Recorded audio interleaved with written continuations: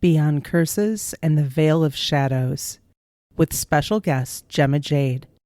Episode 43 of the Michigan UFO Sightings and Paranormal Encounters podcast.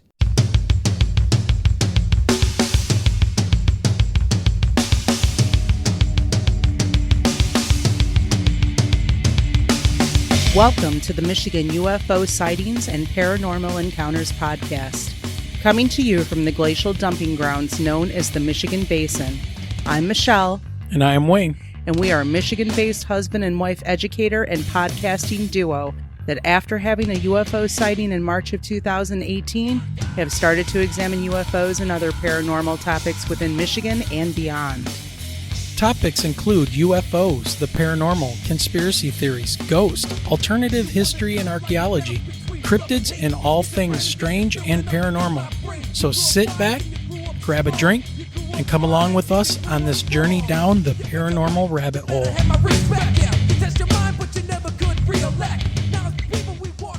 Hello, everyone. Hey, everyone. Good morning, good afternoon, good evening, whatever it is, wherever you are. 3 o'clock in the morning.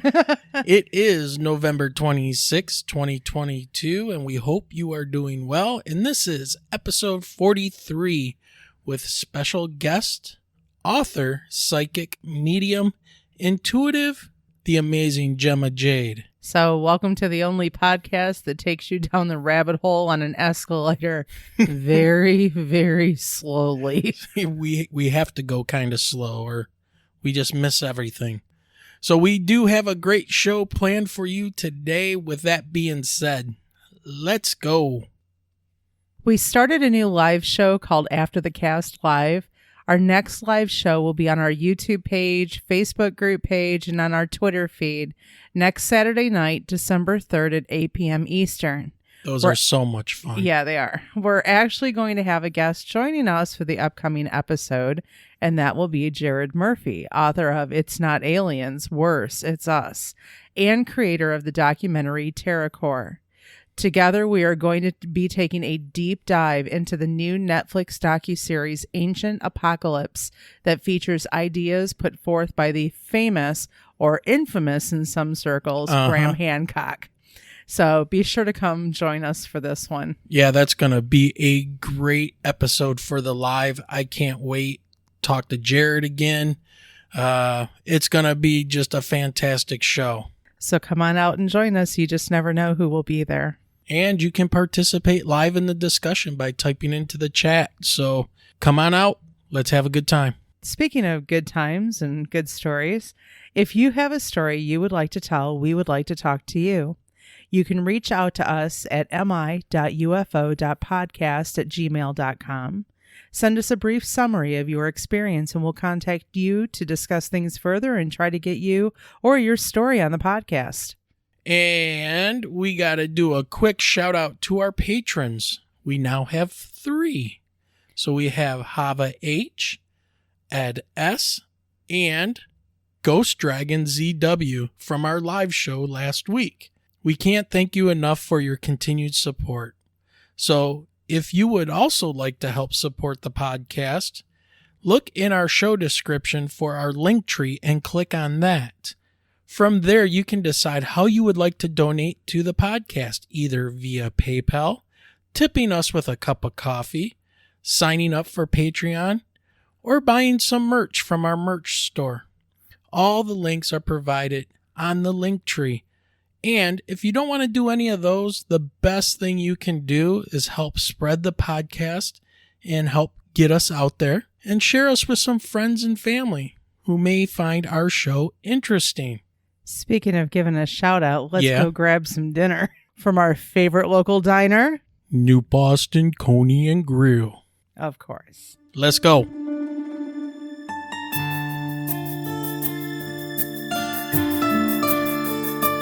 Traveling near New Boston, Michigan? Hungry? Well then, you need to check out New Boston Coney and Grill tucked away at 37005 Huron River Drive.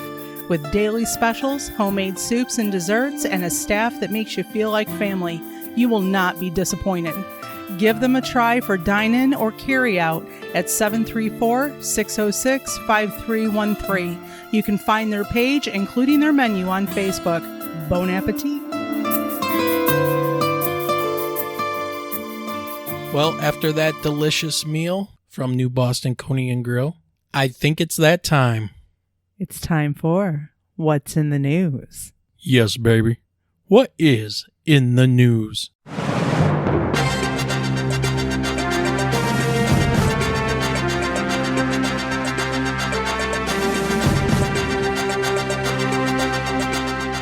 UFOs are no laughing matter for us. Behind the scenes of France's real-life OVNI hunters.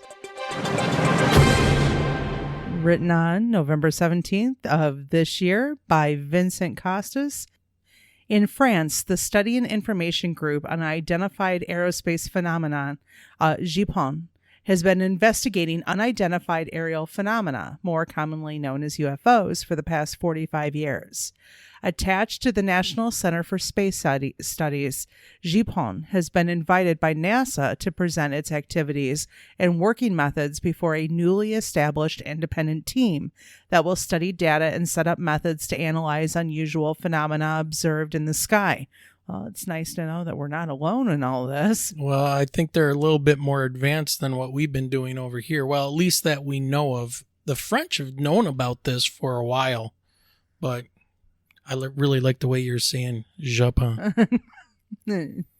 Set up in 1977, GIPON is a team of 4 experts tasked with gathering witness accounts, conducting surveys, publishing studies, managing computer systems, and overseeing the organization's operations. A technical department as CNES, it relies on outside personnel, expertise, and talent, liaisoning with numerous investigators, experts, and institutions, including France's Air Force, their National Gendarmerie, and Police Force, the Directorate General for Civil Aviation, the National Center for Scientific Research, the CNRS, and the Weather Service, Météo France. The existence of a UFO force in France has entered the country's popular imagination in recent years, with the Canal Plus comedy drama series OVNIs, which is the French term for UFOs. In its quest for realism, the series depicts equipment used for GIPON investigations, including the SimOVNI, which we use to create simulations of the phenomena described in eyewitness accounts. I bet you wish you took French right now instead of German in high school for 3 years. I know. All right. So what Japan. GIPON. Japan. What exactly is a UAP? Unidentified aerial phenomena, of course, are usual events observed by eyewitnesses that are seemingly inexplicable. They most often take the form of a bright light. Japan. Simple explanations can be found for over 60% of UAPs. They are usually paper lanterns, party balloons, hot air balloons, aircraft, satellites, meteorites, stars, planets, and so forth. While these occurrences may seem straightforward or banal, it is banal. Japan. It is important to remember that every one of these recorded sightings presents some strange, unique, or noteworthy aspect. GIPON gathers 700 eyewitness reports annually, with 150 to 200 remaining as open investigations. Anyone is able to submit a report using the form on the GIPON website. An event's apparent peculiarity may be dependent on the environment and conditions of the sighting. These might involve low light conditions and absence of sound, atmospheric turbulence causing a star to twinkle strangely, or sunlight reflecting off a distant plane. GIPON. There are also more spectacular sightings, such as the appearance of meteorites breaking up in the atmosphere. One such atypical event was when the Starlink satellite cluster entered into orbit, giving rise to multiple reports of bright spots moving in a row, and others of a glowing orb. The series of spots were the 50 to 60 satellites themselves going into orbit, sighting at sunset or sunrise when the sky was darker and the sun was reflecting off the satellites. The orb corresponded to the second stage of the Falcon 9 rocket, which launched the satellites into orbit. Propulsions from the spacecraft every 1 to 2 seconds created a bubble of gas, which then appeared as a luminous sphere in the night sky under the light of the setting or rising sun. Alongside this sphere, a shining spot, sometimes shaped like a butterfly, caused the removal of the remaining oxygen and kerosene from the rocket's second stage before it re-entered the atmosphere. I'm going to tell you what, Michelle. This article has a very high lexile reading level, doesn't it? It's a little banal. Japon. Japon. I know. I think that's going to be one of my favorite words now. UAP reports can also be the result of a simple misinterpretation. An amateur astronomer might capture a high-quality image of a bright flash in the sky, but popular astronomy apps would not possess enough data to offer an explanation. In this case, only the CNES, Internal Space Surveillance Department, could prove the presence of the stage of a rocket reflecting the sun's rays. Even the flickering candle of a paper lantern may be perceived as an object whizzing through the sky at extreme speed.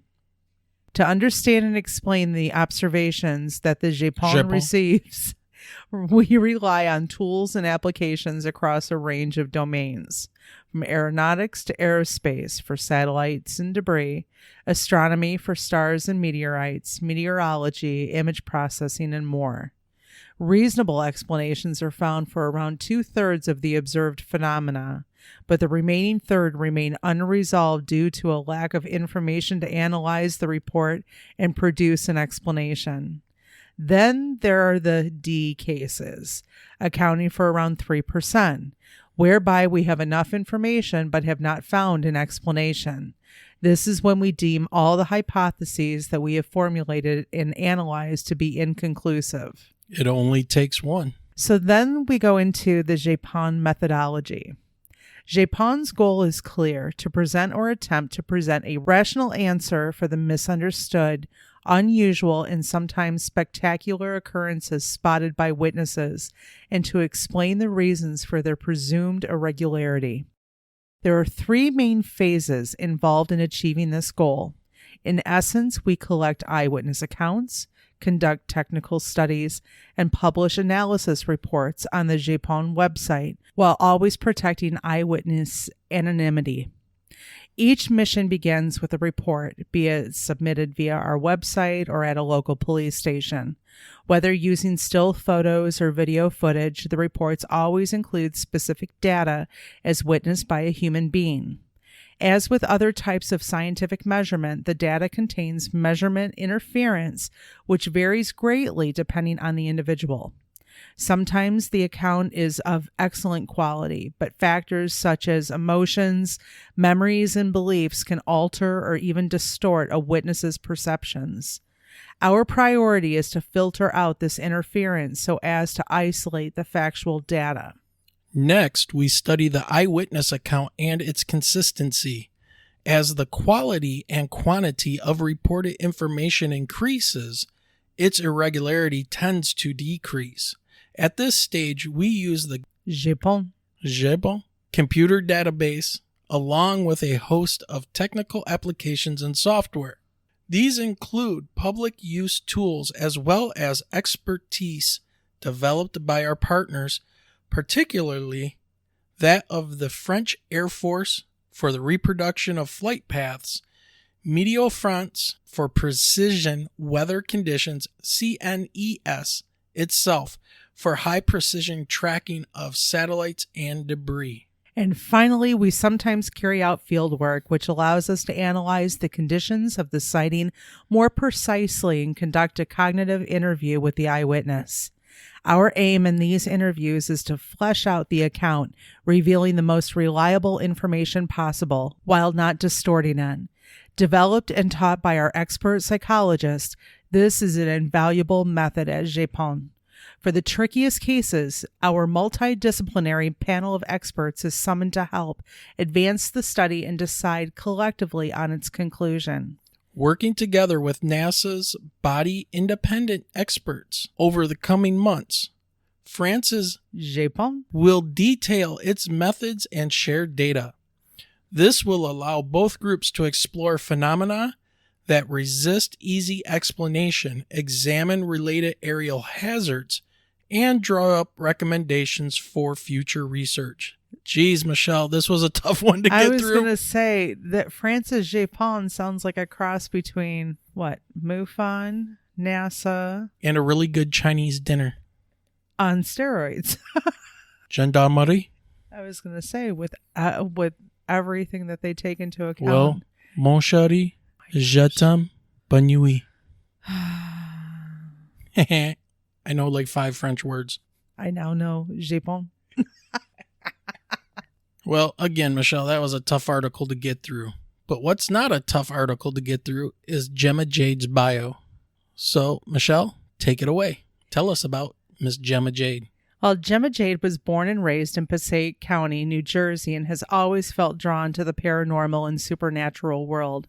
She saw her first full-bodied apparition at the age of 4 and was more interested in than terrified of it. Once she was old enough, she started to seek answers.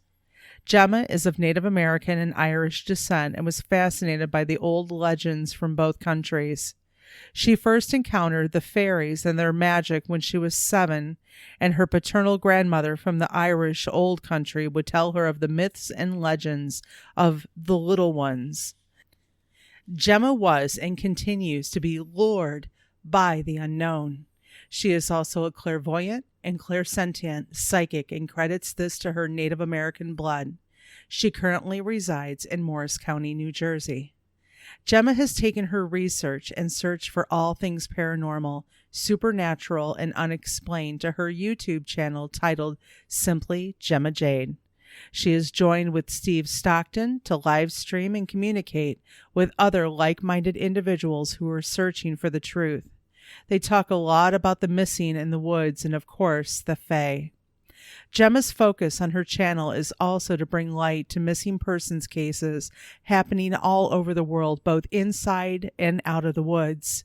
She has even given a platform to her viewers where they can not only feel safe in telling their own encounters, but also where they can communicate with like-minded individuals in her community. All right, ladies and gentlemen, please help us welcome back to the podcast for a 3rd time our favorite resident psychic and medium, Gemma Jade.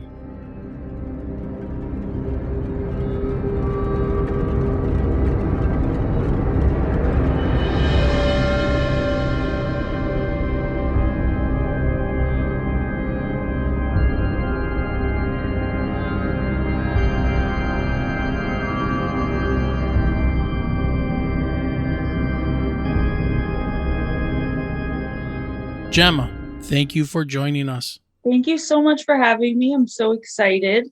Well, one of the things I need to do first and foremost is thank you for coming on our most recent new show that we started doing, which is the After the Cast live show. And we had you on November 19th. And it was really cool to have you join us. And we gave everybody a little bit of a preview of some of the topics we were going to dive into with you. So once again, we want to thank you for being one of our first guests to come on to that new live show. So thank you very much. It's always a pleasure. I love hanging out with you guys and your audience. So I definitely appreciate the opportunity and just enjoy hanging out with you guys. Yeah, likewise. I guess that's why we've had you back on like 3 times now. So.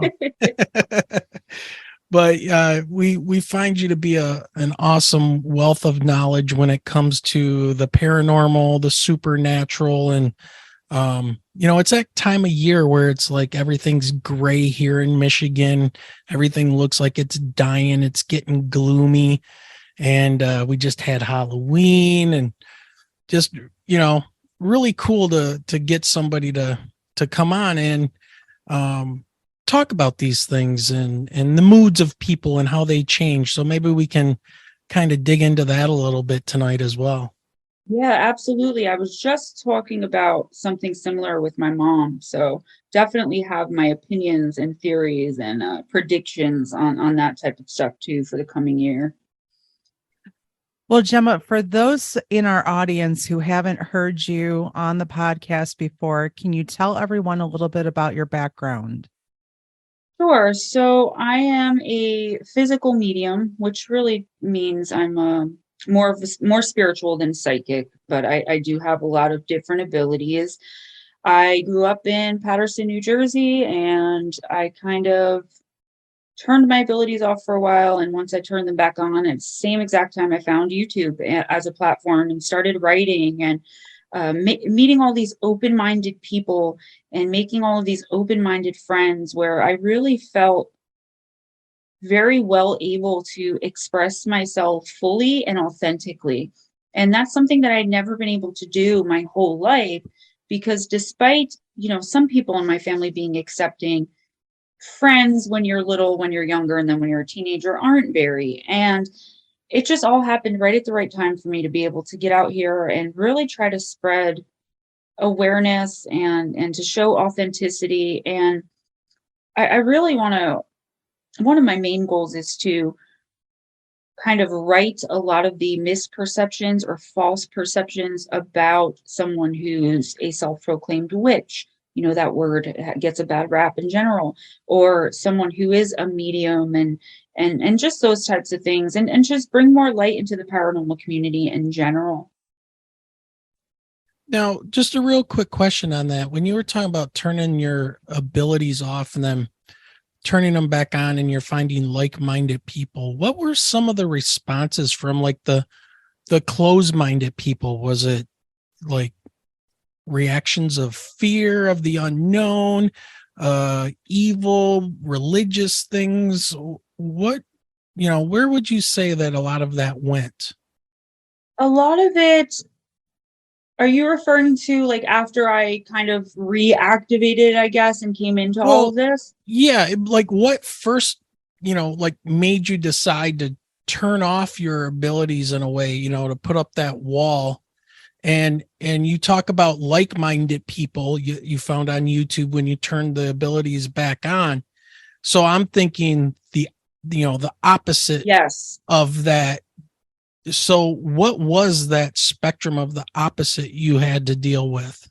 Okay, so one of the reasons I kind of turned off, I can't say turned my abilities off, but I guess that I turned off to them is probably a better way to put that because they were always there. I just Yeah, I'm did my sure it's not best like a to. switch, Yeah, right? That you and that's just, what people yeah. think when I say turn them off. But I turned off to them, meaning, I didn't work with them in harmony. I did not really acknowledge them.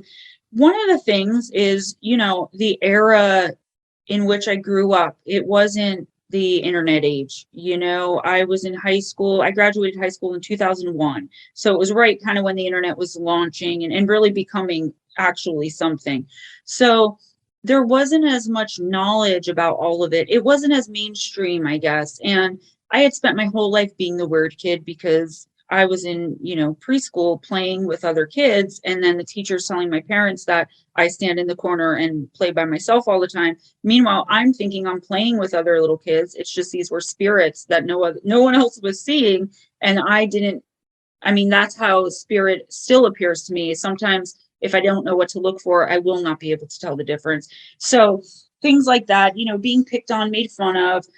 But what really made me turn off to them completely, like the final straw for me was in high school. If I would get angry at someone and think that I wanted something bad to happen, it was not a few days before something bad would happen. And I'm not talking, life threatening things, but, a broken arm here, a busted nose there, a school suspension for the valedictorian over here, So I knew that there was a lot more to what I was experiencing than I was kind of ready for at that point in my life.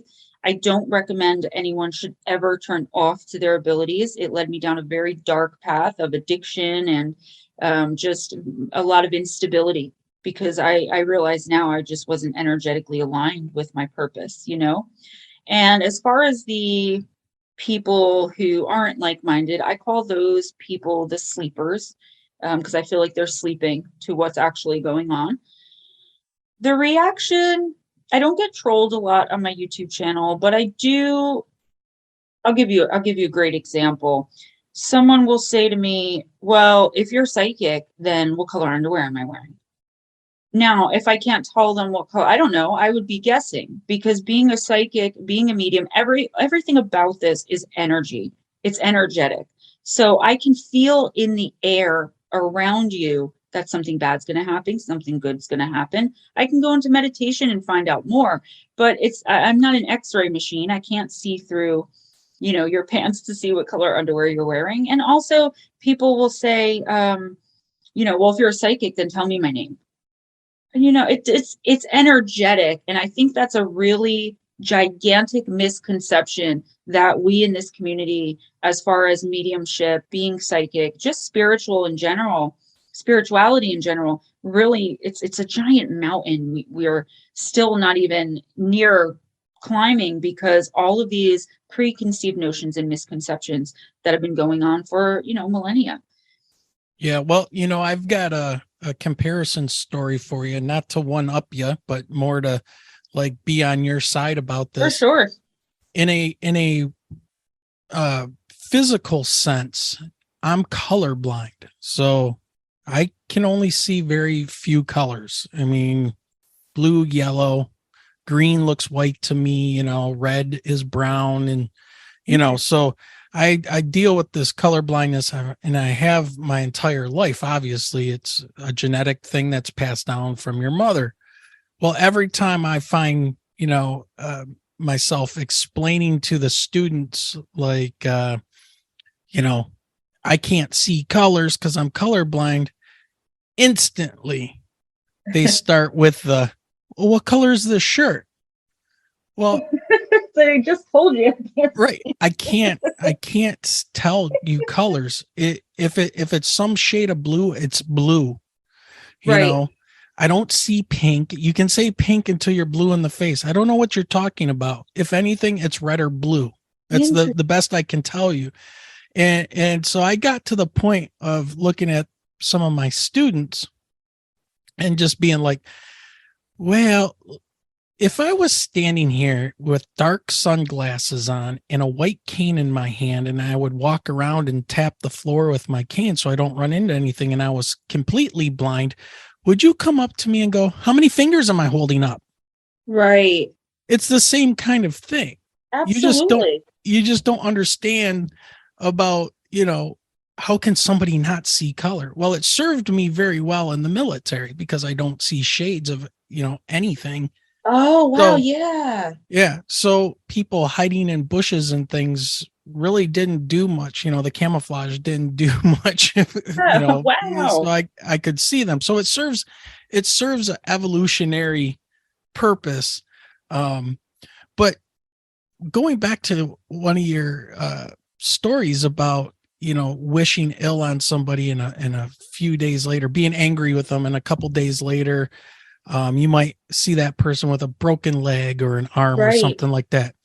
Did anybody ever come to you and say that was your fault? You did that. We know you're evil witch, or, did they ever turn that around on you? No one from outside of my immediate family. And the reason is because it would just be thoughts like, man, Jamie's such a B word. I can't believe, she would do that to me. Or, man, I can't stand Mr. Smith. He really, and then something would happen to these people, and I would cry to my mom, like, it happened again. And, my mom would be really understanding, but I was very careful, aside from maybe one or two very close friends, to not let people know. By the time I hit high school, I was so used to hiding my abilities. And I think that's what I feared most, was that I was going to be even more outcast over it. And also I think I was really so honestly scared by it all, that the few people that did know didn't want to, reinforce that it was my fault, because we all knew it was. And I was genuinely upset about it, even if it was someone I didn't like or thought I couldn't stand, I knew enough about my own abilities at that time to understand that it's never a good thing when you're making things like this happen. So thankfully, no, nothing like that. I've dealt with something similar more recently when, in the past 2 years or so, coming out about my abilities, someone very, very close in my life, when I finally explained all of my abilities, they really used it against me in, I mean, the most horrific of ways. They started questioning what type of parent I was, what type of person I was I capable of, I mean, it was heartbreaking, even at my age, for someone to turn around and use, you know, this trust I had in them against me. I mean, yes, I'm on YouTube. Yes, I talk about it on podcasts or on shows, but I don't run around in real life. Like, I'm also a devout Christian, and people don't understand how that works. I don't go into church proclaiming that I have these abilities, but I'll help someone out if they need it. And that's still that fear of rejection, that fear of someone saying, Bob passed away, it must have been Gemma's fault. I still have that fear deeply ingrained in me because I felt so betrayed by the one person in my adult life I opened up to, who then again made me feel like maybe I was, a bad parent to my toddler, or a bad daughter to my mother, like just making me really question the type of person I was, because I'm a quote unquote Christian witch. And I don't even like using the word witch, because that brings with it its own set of problems. Now, you do talk about, and you've been open about this on our show and on your own YouTube channel, about dealing with addiction and things like that. And I think that when you talk about that, and it was a kind of a response to you blocking Yes. your ability. I don't want to say it like that though. It's like accepting who you are and what you should be doing, what your real purpose is. I see that as like a direct correlation to the drug problems we have today with all kinds of people. Maybe it's not psychic or medium abilities or anything like that, but there's so many people out there that are unhappy in their jobs and their lives that turn to this, these drugs to numb them, to stop them thinking about what they could be doing to make themselves, better or on a path that they really want to be on. But instead they're being a horrible lawyer because that's what their parents are, or a doctor. And then, they're addicted to methamphetamine because they need that speed to stay up all the time. And, they're very open to that. So I don't think that's, that much of a stretch to have to have that kind of addiction problem, especially in something as being an empath or an intuitive like yourself. I definitely agree. And I said something similar in my newest book, which I know we'll talk about later, but I did touch on it in the very beginning of that book in the introduction.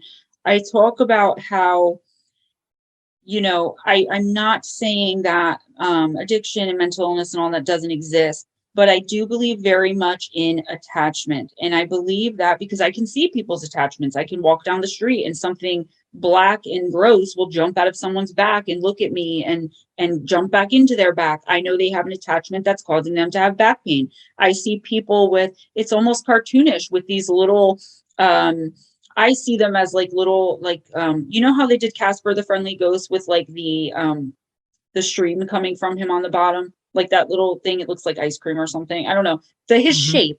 I see, 10 of those very small and black going around someone's head. I know they're struggling with something mental. I believe it's all about attachment. And I believe we gain these attachments through traumas, and addiction is very traumatic. So while I do believe that there are exceptions for people who could just end up in addiction, it could be, genetic, and I'm by no means a scientist, but from my personal experience, I'll say it this way, from my own experience and what I know to be true, a lot of the time, things like that have to do with attachments that are formed because of either traumas or something like what I tried to do, like pretending that, I don't know when something bad's about to happen, pretending or pretending not to care, that I don't see, spirit or dead when I walk through the grocery store. I do believe that I would be so bold as to say 98% of our mental, physical, emotional problems come from people not realizing they're empathic, people not taking care of themselves energetically, because we're not taught that. We're taught how to, we're taught about feelings, and we're taught about being kind and all that, but we're not taught about being spiritually aligned, because people automatically want to put spirituality with religion, and that's just not the case. So I do agree that it's very common, especially for empaths, to want to escape. They don't even realize they're empaths, but it's like, why did I walk into a place where there are 200 people, 199 are smiling and laughing, one person's crying in the bathroom, and I was drawn to that bathroom and started crying with the person? Why? Because you're extremely empathic. Who wants to walk around picking up everyone else's emotions all day long? Yeah. Well, you said it, the new book, and that title of that new book, Shadow Entities, Sleep Paralysis, and Beyond. What inspired you? I kind of have an idea now, but what inspired you to write about these topics, and what can you tell us that we might expect to find inside this new tome of yours? This book is definitely very near and dear to my heart as someone who has had shadow person or shadow entity visitation for as long as I can remember, having, apparition visitation and seeing spirits, and probably from earlier, I just don't remember it. Shadow beings, when I was a kid, used to try to get me to jump in front of trucks, to chew on wires that were plugged into the wall, to stick things into the electrical socket. I feel like now, as a grown woman, they were probably afraid of my abilities, what my spiritual path was. There's something about me that was threatening to them. I don't know what it is, but I can guess. Like I said, maybe it's my abilities, maybe it's what I'm trying to do in the community and in the world. But shadow entities specifically as well, because when I was younger, again, in the late 80s, mid, even to late 90s, it wasn't something that you heard about all the time. What's a shadow person? You know what I mean? Even Heidi Hollis, she said when she first started bringing it to the attention of the public or even her friends, they all looked at her like she was crazy. Like, what are you talking about? You're the only one experiencing this. And my clients and just people in general, email after email after email, Gemma, can you help me with this? I'm seeing these, and they describe a shadow person, however they describe it. And finally, I'm like, you know what?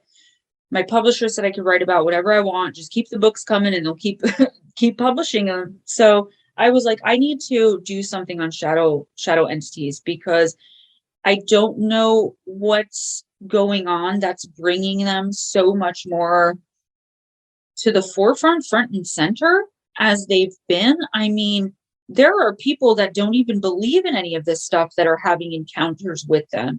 And there are so many unknowns. Now, just for an example, if you had a haunting in your house and you were dealing with some type of activity in your house, whatever it was, I'd be able to go into your house, walk through your house, tell you what's going on in each room, what the entities are, why they're doing what they're doing. I could allow one to jump me and speak through me if I want, or just give the messages. I mean, it's very much, not to that degree. I wish, she's my hero, Amy Allen, from Dead Files, but I can do that. Okay. And that is what I do in my personal time to help people.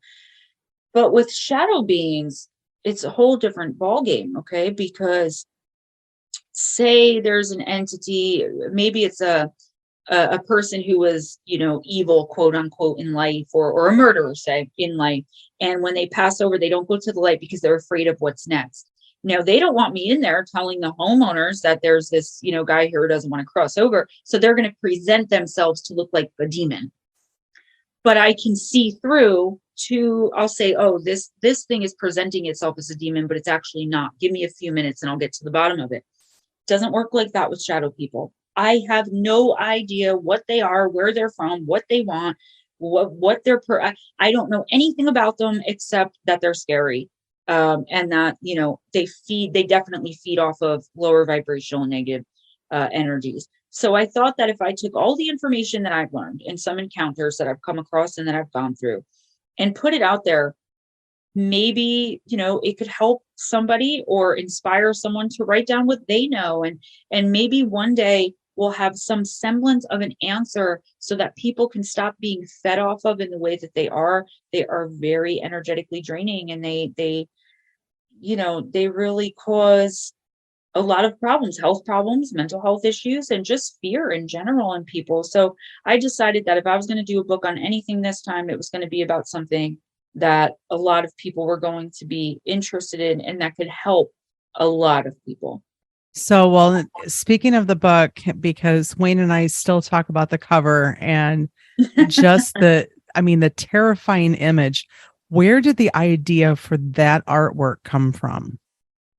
It came from personal experience of my own, but it also came from just that's what they do. I mean, the image on the cover is a person laying in bed under the covers pulled up to almost the chin, and there is a hooded, cloaked, shadowy figure leaning over them, mouth open with fangs. Now, the fangs were added for effect, but that is the image that most people see when they think of shadow entities or the experiences they've had with them. And the reason I had the fangs put on there and had it look like that is because I believe this is when they energetically feed, when we're at our most vulnerable. And the teeth are kind of a symbol of the fact that they're feeding off of us. Well, that would explain what you were talking about during the live show when you mentioned that that you believe that the shadow entities were bad and that they were feeding off of us. So that would make sense. Yes, I don't believe there's anything good about them. I've had I call them a family, quote unquote, of 3 that have been following me around since I was about 8, telepathically communicating with me. I thought they were shadow entities. I've come to realize more recently that they're most likely extraterrestrial who can only appear for whatever reason in shadow.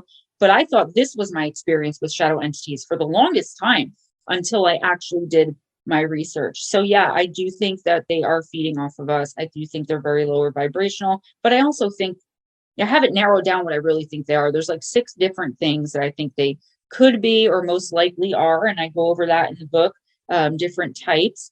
I speak briefly on sleep paralysis because the medical community, they talk a lot about how shadow entities, old hag syndrome, don't really exist. It's just a leftover from some brain misfire. Sleep paralysis, all of that is just a random brain misfire. And I don't agree at all. From what I know and what I've experienced myself, that could be the explanation sometimes. But I think more often than not, we are having a real supernatural, paranormal, otherworldly, if you will, experience when we experience these beings. So would you say that people that deny the supernatural world are really in denial of life? I would. I mean, that's actually a really good way of putting it. Yeah, because supernatural doesn't necessarily have to mean evil or good, or it doesn't have to be, your people think of ectoplasm and seances. That's not really what it is. It's just something outside of what we know to be natural, just like paranormal is outside. I don't know the exact definition of para, but I know it doesn't necessarily mean here's the thing. I think we're so conditioned from little kids to, there's no monster in your closet. Ghosts aren't real. Shadow entities, like my dad would tell me, stop all of that voodoo S word and go back to sleep, and leave me in the room with the shadow entities and the dead and in the pitch black dark screaming at the top of my lungs because he thought I was just looking for attention or that there was something mentally wrong with me. And I fear for the children who have to deal with that, because if we could, as parents or even as teachers, as human beings, understand that we do not know everything there is to know about the world, period. I mean, just on a much less deep level, look at how much of our oceans we've explored. I mean, think of it like that. The paranormal, supernatural, extraterrestrial, anything, again, otherworldly, think of that as our world's oceans. And what we know about it is less than what we've been able to explore. All right. So I think that anyone who won't even acknowledge that this could be possible is asleep. And that's why I refer to them as sleepers. And we are the enlightened, or most light workers are more enlightened. And you know what always made me like raise an eyebrow when it comes to talking about the paranormal or the supernatural is the religious people out there that seem to, I guess, take offense or want to instantly talk, no, that stuff's not real, but yet you are following a religion. The Bible is full of supernatural things. Now, they'll say it's because, well, that's what God wanted to do. That's what Jesus wanted to do.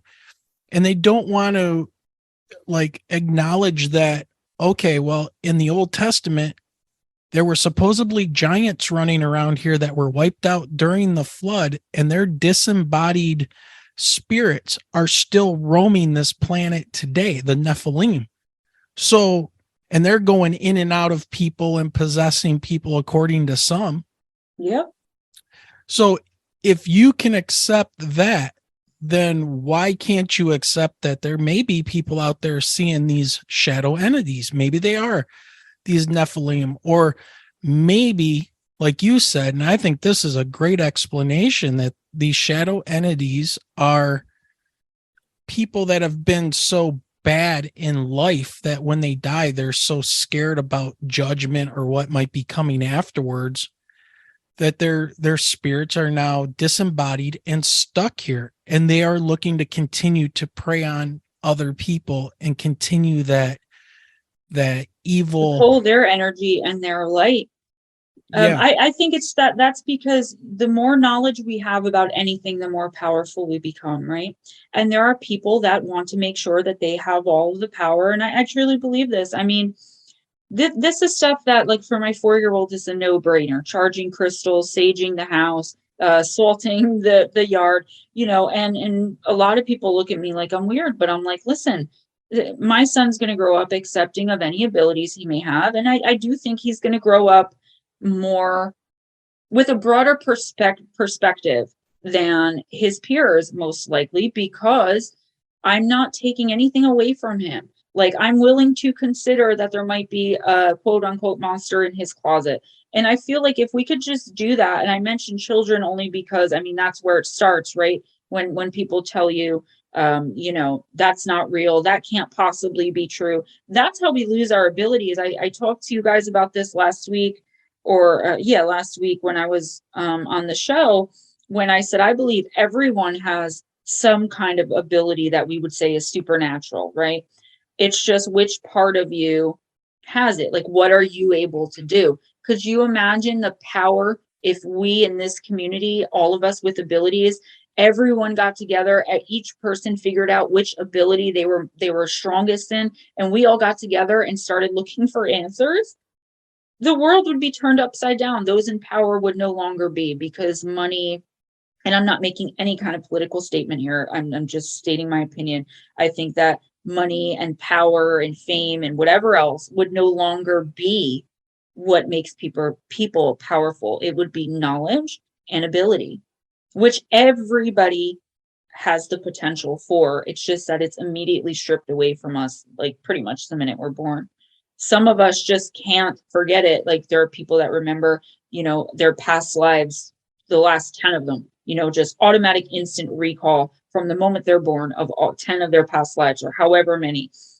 I can't do that, but I could tell you, when there are dead people around, I can tell you what's wrong with you energetically. I can talk to you about your own attachments. You had mentioned about the shadow entities feeding off of us. Can you kind of elaborate? What are they feeding on? What are they doing to people?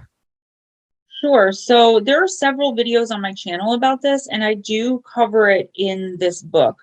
So I believe that when we're here in the 3D, like I said, it all goes back to energy. If you align your chakras, most likely you will have a much better time while they're aligned than if you had not. I believe if you're positively manifesting, if you're working with energy, if you're tapping into your soul contracts, all that stuff, your life's going to be so much better. Going back to that energy, okay, especially if you either refuse to believe or accept, especially if you're someone who, won't acknowledge it, or who's refusing to even listen. So I feel like whatever they are, sticking to just shadow entities, or I think some extraterrestrials do it as well. I think anything with a lower vibration than what we have here in the 3D, we are the only beings, if you will, who are physical. Others can appear physical, and I hope that I'm saying this the right way, where I don't sound like a complete moron. But I like every other entity or energy, as far as I know, can appear in the physical while they're here on Earth, but they are not physical when they're in their realm, in their dimension, on their plane, whatever. So what they do when we're feeling fear, especially, and hate, I've noticed those two emotions or feelings or whatever produce the most energy. Even when I'm working with clients, I can see it all over them when they're angry or enraged or, hateful. These entities from other realms, dimensions, even planets, okay, come in when we're at our most vulnerable, which is usually when we're asleep, and they energetically feed off of us. So you wake up, you see this terrifying being in your room, and your immediate reaction is the fear reaction. And then they've got what they wanted. They feed off of that. They take that energy from us. That's why if you have 8 hours worth of sleep, having nothing but nightmares about whatever, you could wake up, even though you slept that whole time, you wake up feeling like absolute crap. And that's probably because for the entire night before, you were being fed off of by several entities or energies, and your energy is literally low. Doesn't matter if you slept 8 hours or 10 hours or whatever. So I talk a lot about that in this book, about energetic feeding and how I think it goes down, why I think it goes down. That's a lot of the book.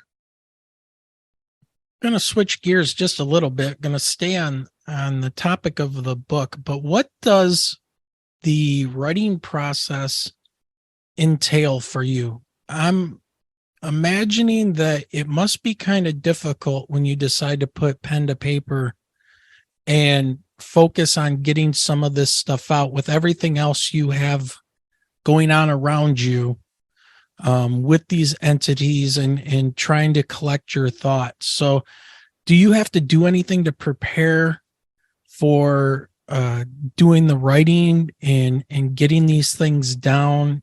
What is that process like for you? Yeah, that's a great question. I actually learned with the second book that there are some things that I should do before I attempt to start writing, especially about something like this, because the more you research into it, the more you think about it, the more you will call it to you. And someone like me, who's already this giant magnet for all of this, these energies and entities already. So I was getting very distracted. I was getting very miserable. I was almost overcome, like constantly feeling in those lower vibrations, anger,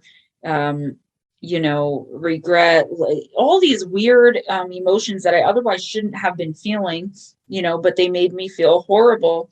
I was having more nightmares, and I was having a lot more sleep paralysis.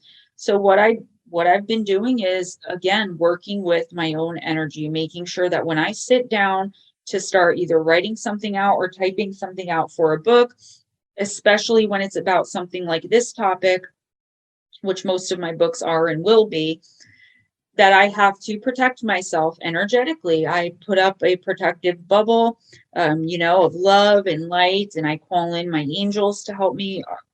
Archangel Gabriel is my favorite. He helps a lot of writers. If you call on him, call him down. So I'd have to do actual energy work and some light work that I would normally do for clients on myself before I sit and write. Almost every time, because if not, I'm definitely welcoming in some things I don't want around me, in my home, etc. All right. I think Michelle has I a was gonna topic say- she wants to bring up about a friend of hers. Well, Sure. and speaking of things and homes that you don't necessarily want around, Well, and this has to deal with one of my best friends, and we've talked about this over the years, and I've watched her go through it. Going back to her childhood, she was estranged from her biological mother. So I'm giving you a little bit of the backstory. Yeah. Her biological mother was very young when she had her. And so the biological mom, went off to, I believe it was Colorado Springs, had married a man probably about 17 or 18 years older than her. So, and her mom at the time was 18. So you're talking about she was with like a 35, possibly 40-year-old man. Wow. And the family back here in Michigan was left to adopt her and raise her as their own. Well, during this time, I think she had a few encounters with her biological mother, and a few encounters with the man that her biological mother had married. And but it was always just very distant. Like there was never a close connection, never a feeling of, mother and daughter, because of course she didn't raise her. Right. And so when time went on, she had heard stories that while they were in Colorado Springs, that in the basement that they had some sort of pentagram or altar or something in the basement where like either curses or a worshiping was done. Oh no. And so she, never wanted to ask questions about it, never did. Only heard the stories from different family members and just kind of pushed it to the back of her mind. So fast forward many years, she still, never really developed a relationship with her, even though I think they had both tried. And it wasn't until she had a child of her own. So she ended up having a daughter, and very close with her daughter, when she was a young child and everything. And we know how teenagers are. The best thing that they do is they keep their parents at arm's length. Yeah, But, I live with some. It's like living in a house. The door slams and you hear a groan. That's all you hear. I get it.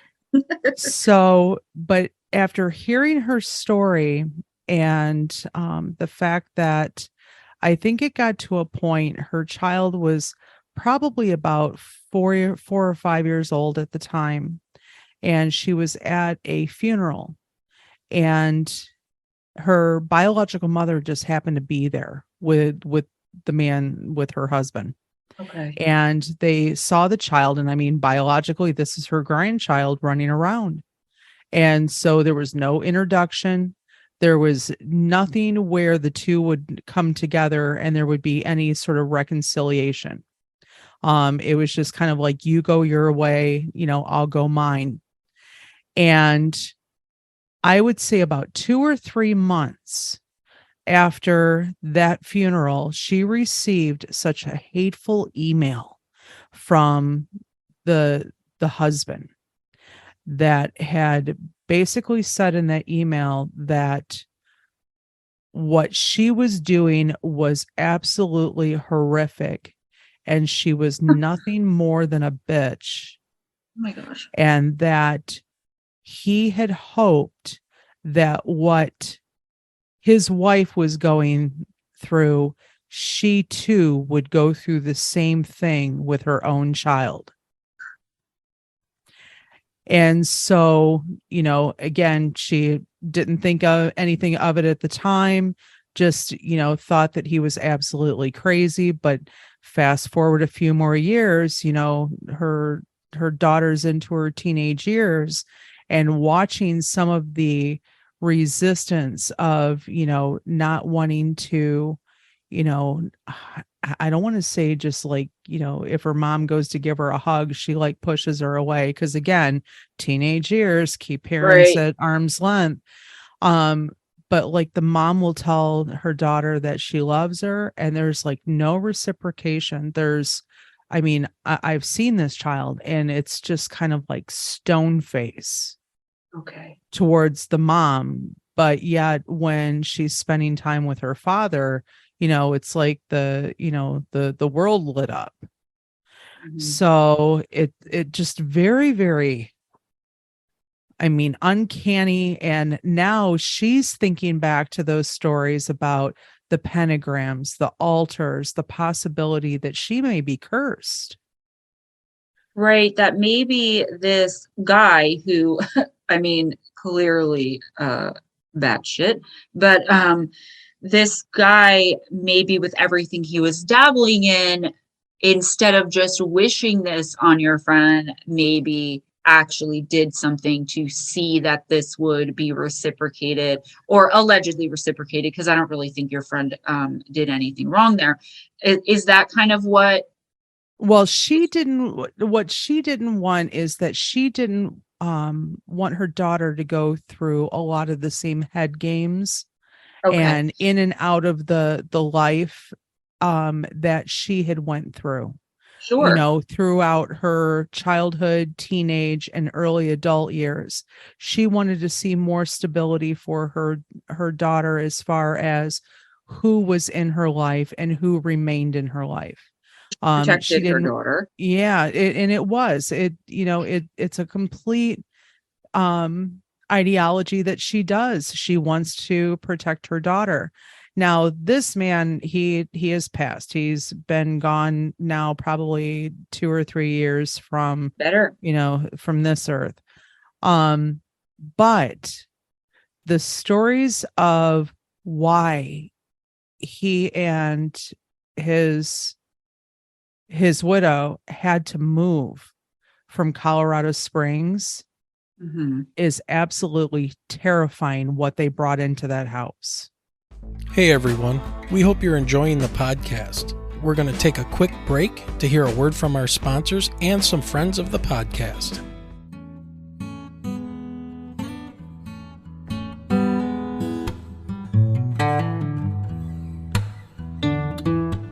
Hi, this is Ray Shemansky, author of the Alien Shades of Grays trilogy, and you're listening to Wayne and Michelle on the Michigan UFO Sightings and Paranormal Encounters podcast.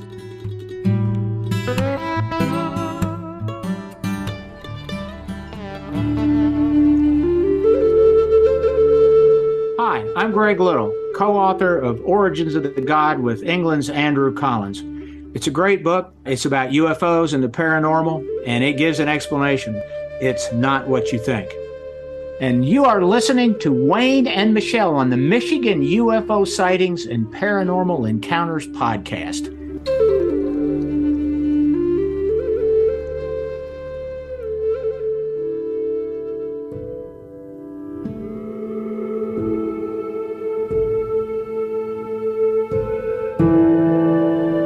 Hello, my name is Burton, and I am the host of Follow the Reaper podcast, where every episode we examine first and secondhand true paranormal encounters.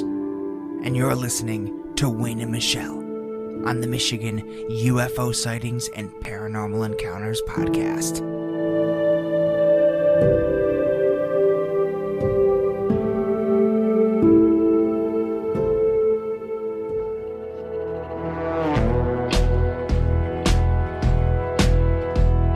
Hi, everyone. This is Jared Murphy of NotAliens.com, and you are listening to Wayne and Michelle from Michigan UFO Sightings and Paranormal Encounters podcast.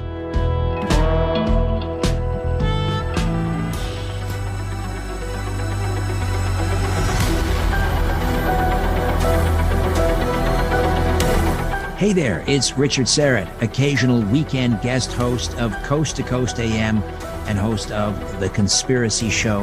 And you're listening to Wayne and Michelle's Michigan UFO Sightings and Paranormal Encounters podcast.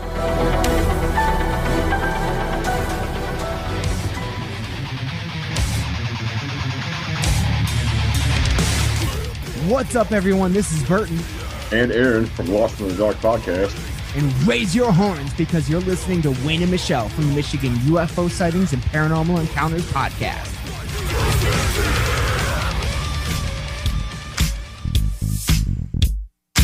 What is up, you guys? It's your girl Gemma Jade from Gemma Jade YouTube, Moon Bear Oracle, Paranormal Chop Shop. You're here listening to Wayne and Michelle with the Michigan UFO Sightings and Paranormal Encounters podcast.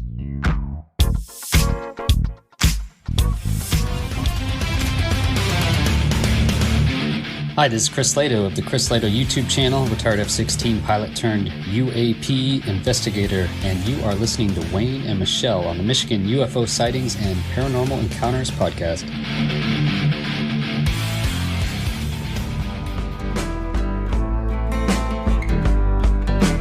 Hi, this is Terry Lynn Keel, Director of MUFON Memberships, investigator, demonologist, and author of Alien Healing, the true story of a benevolent extraterrestrial.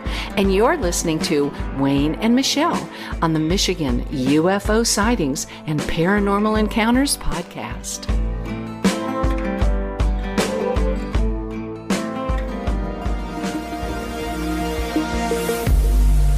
Hello, everyone. This is Michael Schrett, military aerospace historian and private pilot, and you are listening to Wayne and Michelle at the Michigan UFO Sightings and Paranormal Encounters podcast, and we're glad to have you with us today.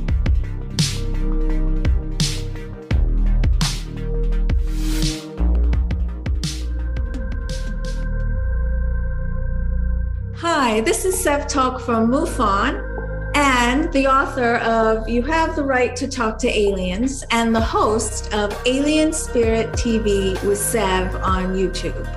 You're listening to Wayne and Michelle at the Michigan UFO Sightings and Paranormal Encounters podcast.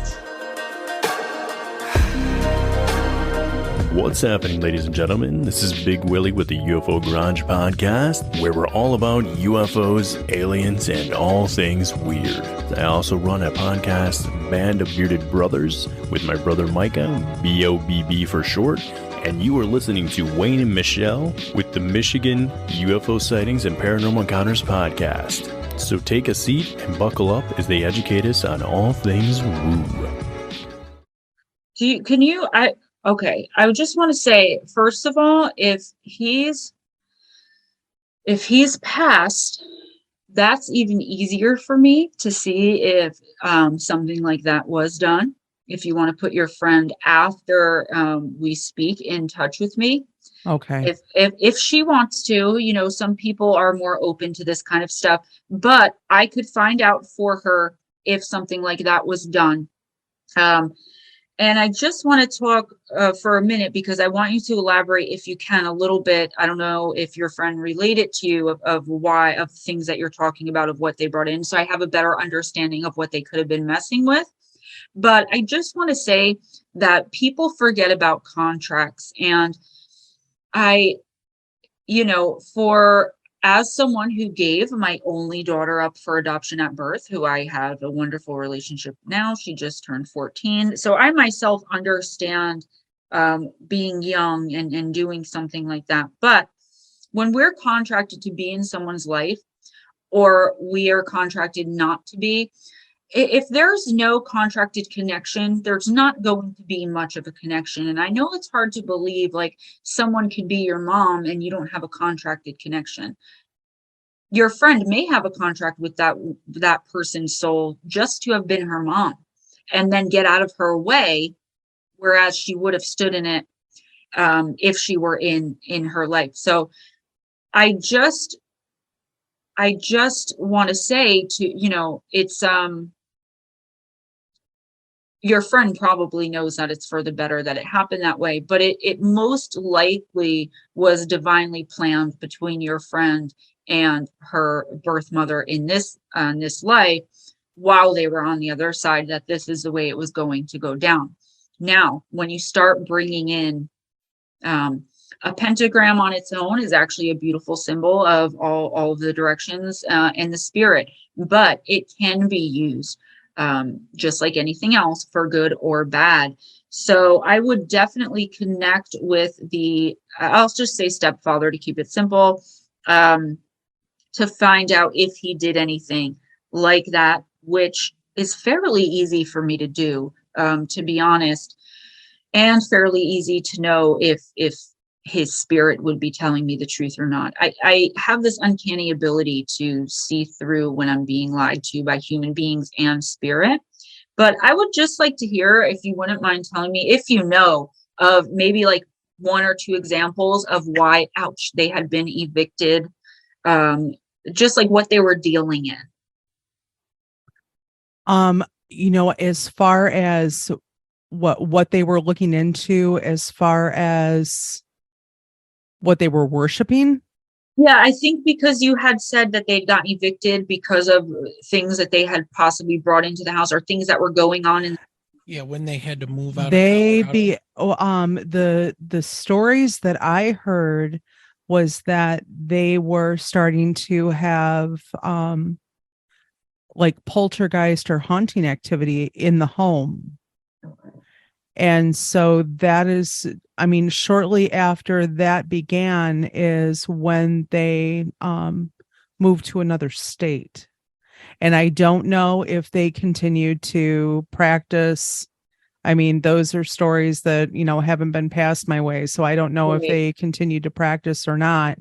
But I remember her telling me stories about when they were living in Colorado, that the reason that they had moved from their home was because of haunted activity. Well, normally I would say when you're dealing with something that brings a haunting, so we're not talking about here a spirit who's scared and perhaps doesn't know how to cross over. When you start dealing with lower vibrational, evil, malevolent energies and entities like that, it's very hard to move away and say, oh, I'm not going to deal with that. It's like dealing with the devil and then turning around after you get what you want and saying, oh, I don't feel like giving you what I promised. Do you know what I mean? So more than likely, from what I've seen, 99% of the time, I could probably say what I've seen 100% of the time, is the haunting more than likely followed them.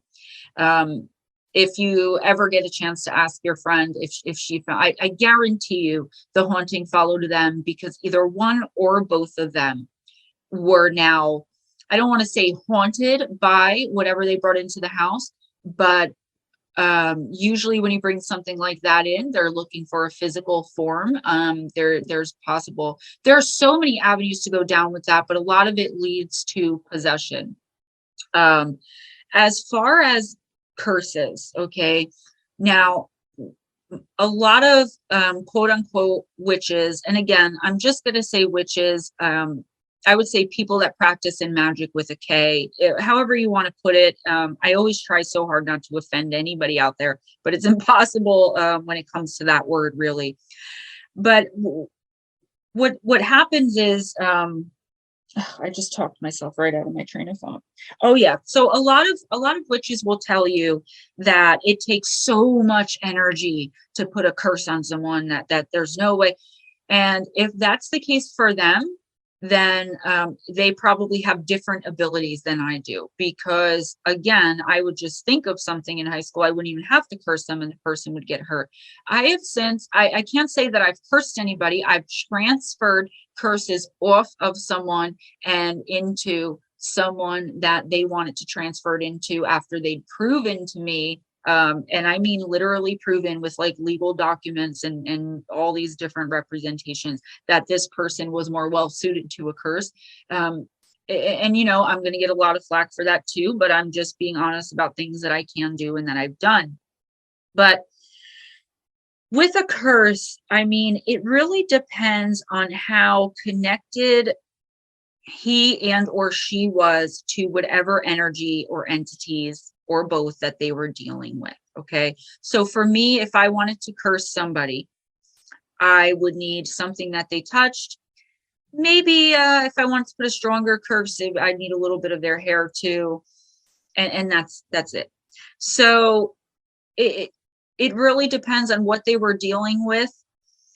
Now, as far as your friend and her relationship with her daughter, if she were to listen to this, or if you were to be able to maybe tell her to listen to this or relay this message, Be very, very careful, and I'm willing to investigate so we can go deeper for her if she's willing, but be very, very careful about worrying about this to the point where she projects it and then it becomes a reality, not because of a curse, but because it's now been projected and put out there energetically, because thoughts and ideas are energy and they do release out into the universe. Okay, that she's not somehow causing this because she's so afraid that someone else has caused it, and that it's not just maybe the temperament of her now teenage daughter.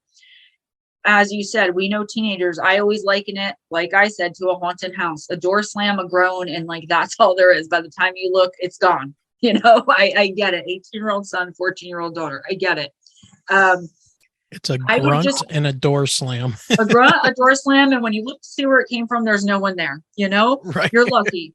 So yeah, it's like a haunting all of its own. But I would just caution her to try, especially if she feels that it could possibly be because of a curse, to think positively, to manifest the at least even in her mind, the relationship she would like to see with her daughter, and see if the energy can connect with her daughter's energy and maybe bring her back in. Like I said, I would love to help. I would really like to, because I think that whatever I can uncover, whether it happened or it didn't happen, hopefully would be able to either ease your friend's mind that, no, this didn't happen. Let's look at what else we can do energetically as far as manifesting and doing energy work to bring her daughter back into at least a little more of alignment with the mother-daughter contract that's obviously there because of their previous or prior relationship. From what you mentioned, they were close when the daughter was younger or whatever. Or we can figure out how to lift whatever this is or transfer it. I'd be more than willing to help. Like I said, I would just caution your friend not to worry about it so much that your friend ends up being the cause of this quote unquote curse, and not without even realizing it, which is what we do. We worry and we worry and we worry about things. Then the things happen. We're like, oh, I knew it. But really, had we not spent so much time worrying, it probably would have ended up differently, because they're, and I'll just say this quickly, they're doing these research studies now where they're putting these electronic hats on people, and they're saying, think of a color. And the hats are hooked up to a computer screen. The person thinks yellow, the computer screen lights up yellow. Why? Thoughts are energy, they're things. What we release back into the universe releases back to us. Remember, spirit, other energies, entities, they do not feel feelings like we do, not in the broad range, and they also don't speak words. So while they can understand what we're saying to them, like if we pray or if we call them in, what they're going to understand is what we're thinking, our feelings. I'm feeling so hurt. Nothing ever works out right for me. This is going to be a disaster. Or you wake up in the morning, what a crap day, before you even get out of bed. The universe is going, oh, okay, and bounces that all right back to you. So it ends up being exactly what you thought it was going to be. Whereas if I try waking up in the morning and saying, this is going to be an amazing day, I'm going to be so productive, I can't wait to get started, whether I feel that way or not. Some people say it's inauthentic. I don't believe so. I believe it's the power of manifestation and the mind and energy. I'm so big on energy. I wish I had easier ways to explain it to people so that everyone can understand the way I see it, the way I see what's around people when I look at them, what's attached to people when I look at them. If the world, if everyone in the world saw people the way that I see people at a soul level and energetically, seeing what's inside, what their aura looks like, what their spirit really looks like down to a soul level, the idea of beauty would be so much different. I look at people, I don't care how aesthetically pleasing you are, to look at how attractive you are. I'm looking deep, deep into you. And I can't help but to do that. And I used to ignore it, or I used to not pay attention to it. And I used to go with the crowd or go with what my logical brain was telling me. I don't do that anymore. And that's why I don't have a lot of quote unquote real life friends, because I see people at a soul level, and a lot of people don't like being looked at that way, because then they are forced to face parts of themselves that they don't want to. Yeah, I was going to say, once somebody shows an ugly personality, it's done. Yeah, you know, Yeah. and I blocked it off, and I ended up, you know, one bad relationship after another. Why? Because I wanted to go with my heart, with what I felt, and I wanted to go with my mind. My husband now, we're in a separation. He's 30 years older than me. If I had paid attention to what I was actually seeing as far as his energy, not saying he's a bad person, but I would have known that we were going to eventually end up separating because of the things that I saw that were not in balance or in tune with my own personality, my own energy, right? We were not energetically simpatico, I guess you could say. But I was like, wow, older guy, super handsome, you know, like takes good care of me. Yeah. You know, and it's not anything that he could be faulted for or I could be, but I do fault myself for not looking at, I saw him at a soul level. I saw what was inside. I saw what was really going on there. And I just chose to ignore it because, you know, I was in love. Well, I'll tell you what, from now on, I'm gonna see people at a soul level and make my decisions from there. So, you know, I'm guilty of it too. You know, it, even me, and who knows better, it still does it. So, you know, Gemma, when you're talking about this person bringing in or these entities from the outside, can there be the inverse of that? If this guy that was, you know, Michelle's friend's, I guess, stepfather at this point, if he was so dark in evil in his soul, like just a nasty person, could he manifest, I guess would be the term I'm looking for, his own like shadow entity to do these nasty things? Or you talk a lot about putting energy out there, reading energy and things like that. I'm just wondering if there can be people that are so dark and they know that they're dark and they are dabbling in this stuff, that they can manipulate their own energies to make this stuff happen and to put it out there. What are your thoughts on that? That would be what some people, it sounds very Harry Potter, but that would be like dark arts, dabbling in dark magic. That's exactly what that would be. He would not be able to do it without his own knowledge. Right. He wouldn't be able to do curses or hexes without knowing. Now, I've seen situations where, you know, a shadow entity was dragging a woman off of her bed every single night and literally dragging her by her hair into a wall until finally the entity would go through the wall and she wouldn't. And the shadow being thought that she was also a shadow being and wanted to take her with, or just wanted her, you know, because of something that it saw in her energy. Now, that's you could also be talking about things like, you know, tulpas, thought forms that we think into existence. I very much believe that that they exist, and that would definitely be dark. I have a chapter in the new book, Christopher Case. I believe wholeheartedly that man, that poor man, it's a true documented story, was even on Unsolved Mysteries, was killed by shadow entities sent by a witch he rejected in a bar to kill him. She said, I'm a witch. I'm putting a curse on you and you will be dead within a week. And on the 7th day from that meeting, this man, who was not religious, didn't believe in curses, had everything going for him, in his early 30s, if he was even that old, was dead. He was found in prayer position in his bathtub, fully clothed, with candles burnt all around him, crucifixes all over the wall, and these little tiny pieces of paper that were allegedly like reversals of demonic hexes that he had learned from books. And they said he died of natural causes. He was like 32. Okay, you got to tell. Did you say Unsolved Mysteries? There was an episode of Unsolved Mysteries about it, yes, but you can easily look it up. I did a video about it, Christopher Case, killed by shadow entities. And I believe that this woman sent these entities out there. I do believe you'd have to be aware of it, but I mean, I can easily, if I wanted to, and it would take me down a very dark path. There wouldn't be easily going back from it, but I can call on beings to do my bidding. I mean, it's just like summoning a demon if you know what you're doing. Do you know what I mean? So Can someone manifest harm against another person unknowingly though? Yeah, that's what I was doing in high school.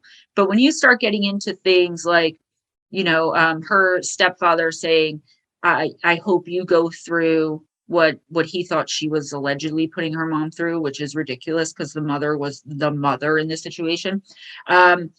I don't believe he would be able, if that's what happened with your friend and her daughter, there's no way that would have been accidentally manifested. That would have been purposely done. Whether it's called a curse or not, it was willfully done by this man to his estranged stepdaughter.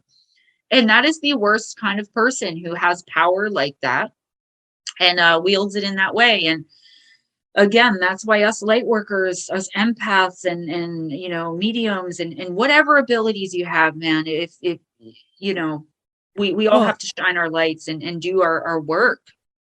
Well, and this is the same type of man that isolated his wife from her family.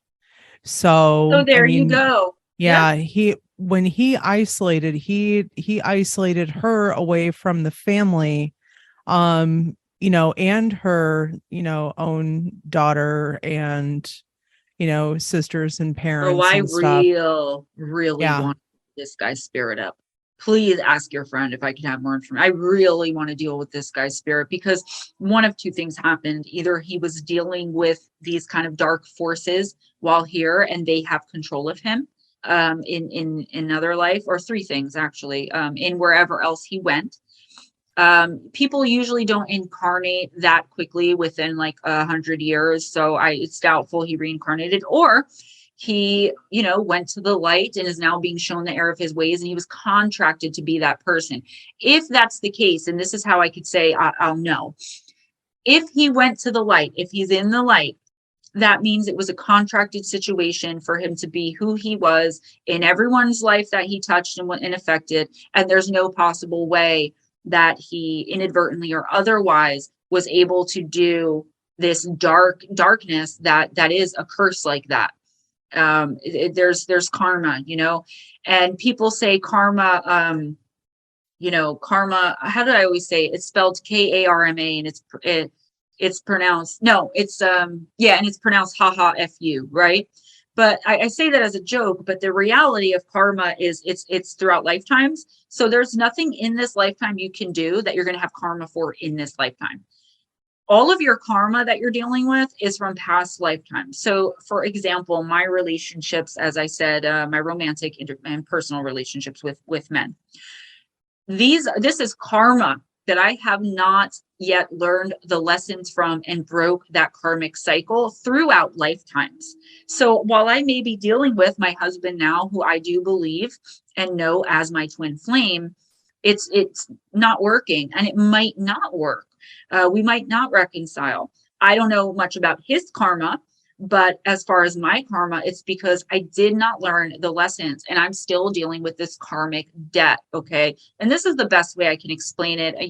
I know some people are going to say, no, you're wrong there. This is the best way that I know how to explain this. Okay. And it's going to be different for a lot of people based on their experiences, but it's not because we weren't supposed to, quote unquote, be together.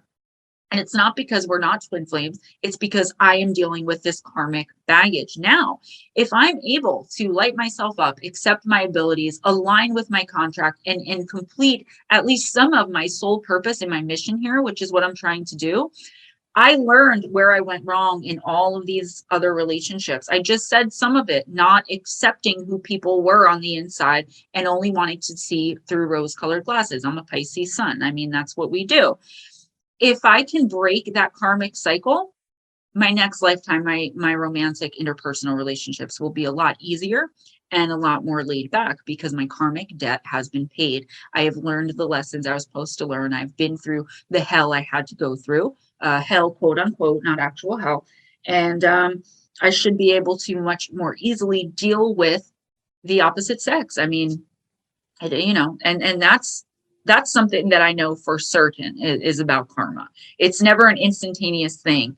Or like, oh, the person may quote unquote get theirs in this lifetime, but it's not going to be a karmic thing. That's just kind of a justice thing. So we as light workers really need to come together. 2023, especially March going forward, I believe the light workers are really going to take over the collective again. And, all of us light workers, empaths and mediums and spiritual healers and so on and so on and so on, we have had the worst year. For the most part, I mean, collectively, even we have had the worst year. Why? Because the sleepers took over. More sleepers are out doing their non-believing stuff than we're doing our light work. Okay. A lot of us haven't come into acceptance or whatever the case may be, but I feel a major shift in that as of March next year and going forward. Again, I go on rants and I don't know how I got there, but that's where that one ended up. So lucky you guys know me by now. No, but I will definitely pass the word along because Please do. I'm sure, after what she went through, she could probably just go, she'd like to, shove some sage somewhere. For sure. And no one can blame her. No one could blame her. I grew up with a wicked stepmother. I understand the literally evil step-parent. She also dabbled in the occult. So she tried to use my abilities, like do her occult stuff through my abilities, because she was trying to gain the ability to do some of the things I can do. I was like 8. So it was really scary for me. So I definitely understand that dynamic as well. So you can pass along my info. You could be there when I talk to her, whatever she wants to do. I would like to at least help either ease her mind or help her figure out how to take back what was done once and for all. Do you know what I mean? Kind of break that pattern there. So I will definitely do that for you. And just because that's what I want to do for anyone who comes to me for help. So now, Gemma, that's kind of what you do outside of your YouTube channel and things like that, correct? That's your quote unquote kind of like a day job, Yes. To put it a very simplistic way. Yeah. That is a good way to put it. It's what I do when I'm not doing YouTube or reading Oracle. I have a little small business. But other than that, yes, people call me and they'll ask me about, they think a hex has been put on them, or most of what I do, to be honest, is people with activity in their homes that need me to come in and see what's going on and either refer them, because I am not, all capable. I can't do everything. So I may have to say, you have to get a priest to come in, or you have to get a shaman or a priest and a shaman, or, there are things that I cannot do. But what I can do, and what I mainly do during the day is for my quote unquote day job, yes, is walkthroughs of people's homes, curse transfer and curse breaking, so to speak, and all that. I try to spiritually counsel if I can, maybe bring people into their abilities, help them understand their contracts. You know what I mean? Yeah, that's a good way of putting that. That is what I want to do, what I've been led to do, and what I think I should have probably been doing all along. And it's what makes me feel the best, and it helps my life just be a better life when I'm helping others. And I think the more people can step into that, could you imagine how bright our collective light would shine over all of this darkness, and not just the state of the world, just people in general with how they are. Yeah. Need our light. If anybody's out there listening to this and you feel like you need some type of a spirit kind of a talk or counseling, toward the end here, we'll have Gemma give out her contact details, and we'll put stuff in the show description. So if people want to email you and things like that, absolutely, set something up, we'll definitely get that out there. Yeah. So I appreciate it.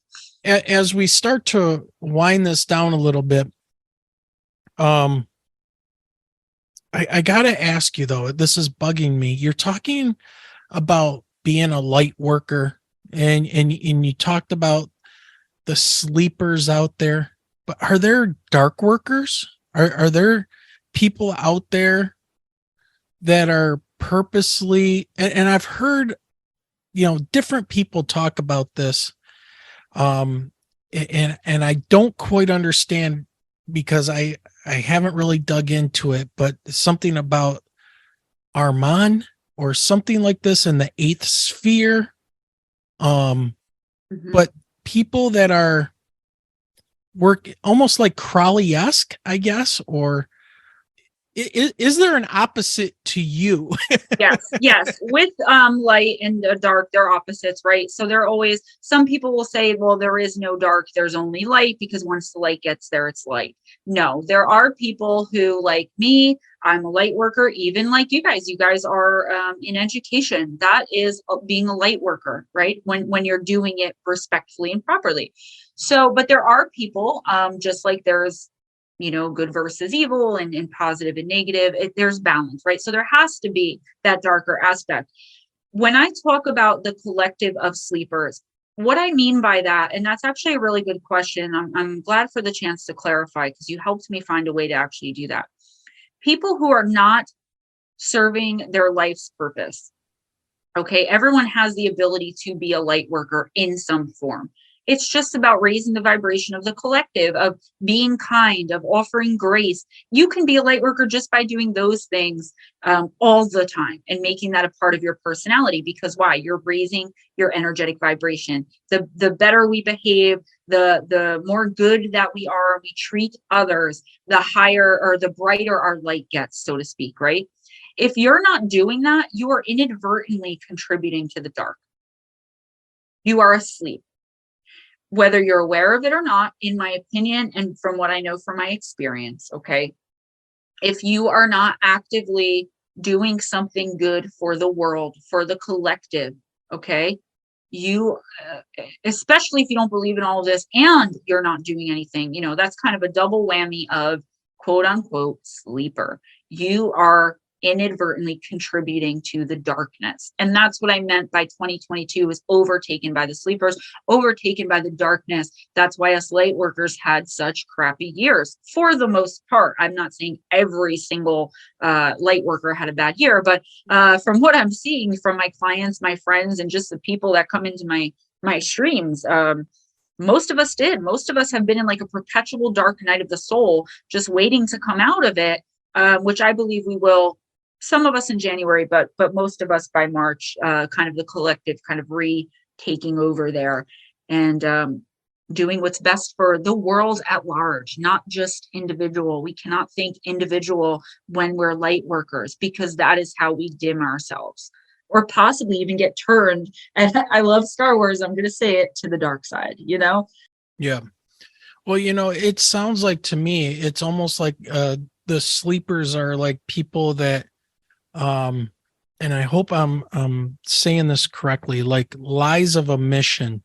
Well, I did not lie. I just didn't speak up and say anything. Or let's go like World War II, the people that didn't speak out against the Nazis in Germany, because not everybody was, am I on the right path there with the whole sleeper you thing? are. If you're complacent to complacent, there you the go, negativity or to the darkness, then you're adding to it.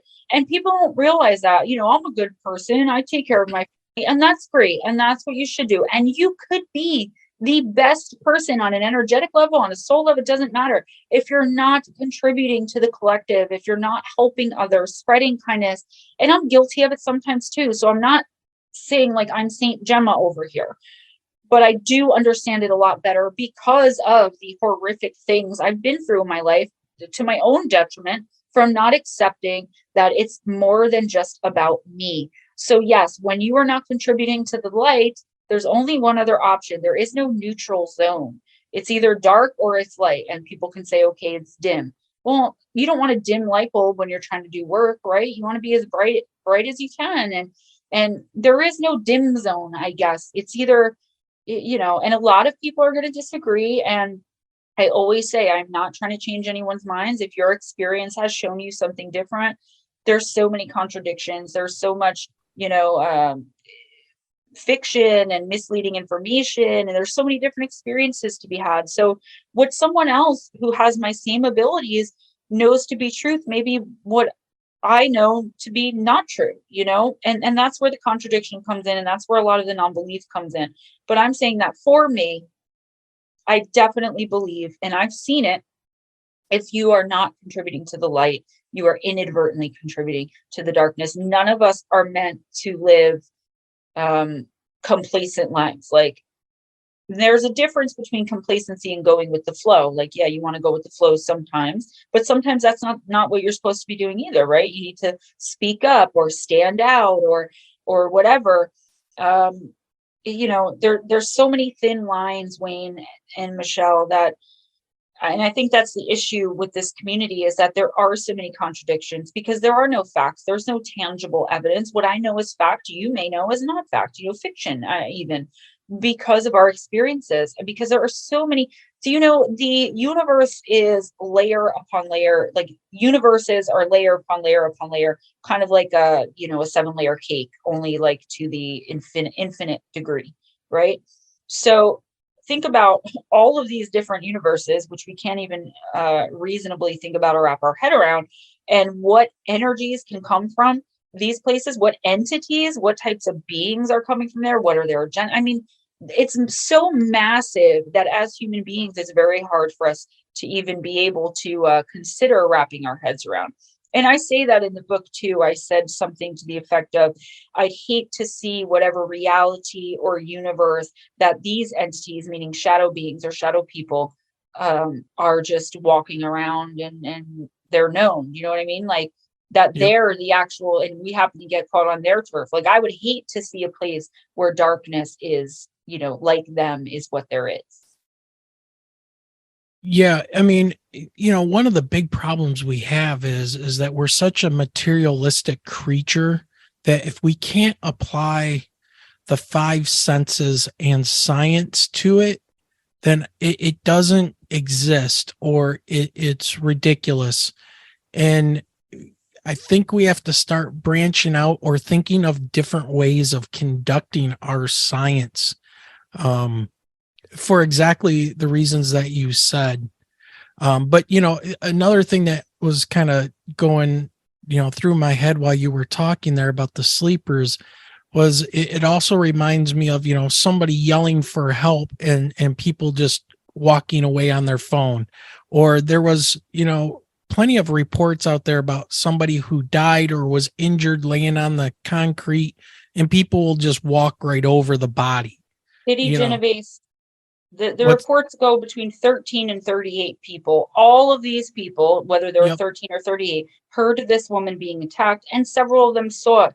But every one of those people thought someone else surely already called the cops or did something about it, and she died. That's that syndrome there of either someone else surely did something about it already, so I don't have to, or not wanting to be bothered, involved in or bothered with it, that my hands are clean type deal. And I think there was a while where, that was acceptable, but we are coming into a time that's really unlike any other. We have neuroscientists now in the paranormal community vouching for a lot of the things that we're saying, as far as, are we living in a matrix, alternate realities, those types of things. Neuroscientists, like the most scientific scientists there are, in my opinion, like neuroscience, brain surgeons, all of these people accepting the paranormal now. And not only that, coming out to speak for us in this community and saying, no, they're onto something. This is actually how it most likely works.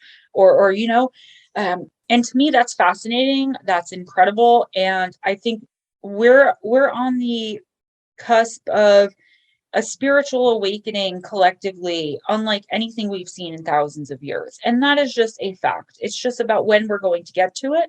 Well, when more people in the collective light up. That's it.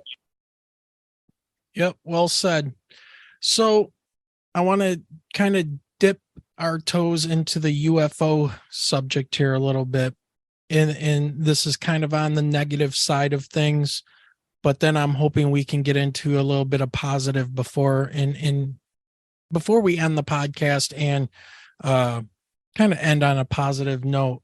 So there's been a lot of negativity in the whole UFO community. Obviously, Michelle and I, and especially me, have been digging into a lot and checking out a lot of UFO podcasts and videos and video shows on YouTube. And I'm trying to read a lot of things because of our interaction and our experience that we had with a UFO in 2018. But there's a lot of negativity that is surrounding UFOs right now. The government came out and said, they're real. They get this new office. They changed the name of UFO to UAP. Then they changed the name of the office. So they're getting money. They've got senators and House representatives kind of tied up in this. And then just recently, we see now they're coming out and saying in the news, and we're starting to see the little X-Files music and UFO and little green men graphics starting to show back up on the news, that these things were basically the Tic Tac and all this stuff. Oh, those were airborne drones from foreign countries, or what they like to call airborne trash. So, yeah. Do you foresee anything coming up within maybe the next year that might start to show some kind of truth behind what's going on? Because honestly, I would rather ask you, with your abilities and your insight, than listening to a lot of the same people talk about the same stuff and complain about the same people over and over. I don't know how many times I got to be told about Roswell. Yeah, no, I hear you. It's old news. I understand we need to have a history. We need to know where this stuff comes from, but we're stuck. Nobody is moving forward. I do have an answer for you on that. Okay. So tell us, so what's going on here? First of all, I know there are going to, again, be people that disagree. People are going to say, well, not all extraterrestrials are good and are looking to help us raise our spiritual consciousness. That is obviously a fact, because I think some shadow beings who are feeding off of our fear are definitely extraterrestrial. Okay. So there are, just like with human beings and just like probably with any other species or whatever roaming around out there in the galaxy, in the universe, there is good and bad. For the most part, and in my experience, okay, and from what I've come to know, most extraterrestrial species who are coming here or who are communicating, whether telepathically, via contact, even abductions, and I'm not talking about the genetic experiments, that's seeding hybrids, that's something completely different, but those of them that are coming just to show someone a reel on a giant screen, I've seen that come up time and time and time again. People are being abducted just to be shown events from the past and a possible future and then brought back home. I mean, things like that. So I'm talking about those species, the overwhelming majority of extraterrestrials that visit us or this planet. I do believe they're worried about us. I do believe, but I also believe that until we raise our consciousness and until we become more accepting, not only ideas, but of the entities in general, they are not ready or willing or maybe able to come here and really prove their own existence. They're not able to come here and give us that tangible, factual evidence that we need, because they are coming here for a purpose, to save us as a species and to save our planet. They're trying to get us to go back to the days of Lemurian Atlantis and raise that collective consciousness where we all can just dip into the collective, that feel good, happy-go-lucky kind of blissful existence that pretty much any and all other beings besides human beings on the three-dimensional plane or in the three-dimensional realm are able to experience automatically, until we're willing, again, the light workers, the people who were given these abilities by whomever, who or whatever, and until we do our jobs and until the light overtakes the dark, so to speak, until the collective light is so much bigger than the collective dark, when we get rid of, we'll never be able to completely abolish it, but when there's not so much greed, hatred, anger, all of those low, fear even, emotions, energies, feelings roaming around out there, I don't believe that they're going to be willing to put themselves out there to, I hate to say, a warmongering species, such as they look at the human beings as we are. Not all of us, of course, and they know that, and that's why they select who they do to be their voices, or to write their books, or to communicate with them in whatever way, or maybe to lay abilities on, you know. I believe, there are hybrid programs because most likely some of the more evil, so to speak, extraterrestrials and other worldly creatures are like, well, the humans are going to be extinct anyway, so let's figure out a way we can live, on this planet once they're gone. And then I believe there's a large majority of extraterrestrials, and again, other energies and entities from other places, all over the universe and throughout realms and dimensions, that are looking to help us raise our consciousness. So there's no more need for war. There's no more need for greed, power, even wealth in the way that we know it. I don't think anything is going to change until we, as human beings, as a collective humanity, make the necessary changes. Well, that sounds like it's going to be a tough road ahead. I can say we're closer than we've ever been. I mean, every year we get closer and closer, but am I going to see it in my lifetime and I'll be 40 on March 1st? Probably not. And I hate to say it like that because it sounds so discouraging, but we need to do our part for the future, As long as we're working toward it, right? It's the journey of 10,000 steps, right? You can't go anywhere unless you take that first step. That's a great way to put it. And again, light workers, suit up, become more aligned with your path. And if you don't know what that is, I mean, I hate to say feel it out, because I know that's not as easy as it was for me, for most people, but it kind of is. If you know what intuition is, that gut feeling that tells you someone is no good for you, or that feeling that you get, when someone introduces you to, say, this guy named Bob, and everyone thinks Bob is the most amazing person in the world, but you get this weird, really awkward feeling, but you don't speak up and say, no, I don't want Bob to stay with us for the next month. He makes me feel uncomfortable, because you want to go with the crowd and you want to be nice to Bob because everyone else is, and he turns out to be a serial killer. Do you know what I mean? Because you didn't follow your intuition, you now technically aided and abetted a serial killer. And that's what it's about. It's about speaking up, knowing what we know, and really following our intuition, because the more we do that, our intuition is the path to our highest self. That our intuition is the path to our soul purpose, our life's purpose, our journey, our contracts. And you guys know what happens when you break that contract? You become very unhappy. So listen to that intuition. And if you don't feel like you're on the right path, try to figure out what you really want to do. And I know for me, it's teaching, probably for Michelle as well. I think you could say that teaching was the path that we should be on at this point, even though we regret it some days. But it's your soul's purpose, and maybe one or more of those students whose lives that you're touching are going to go on to achieve something great because of something you said, or something you did, or some understanding you gave them. It doesn't matter what your purpose is, guys. Everyone listening, it doesn't matter what it is. We all have to play our roles and do our part, right?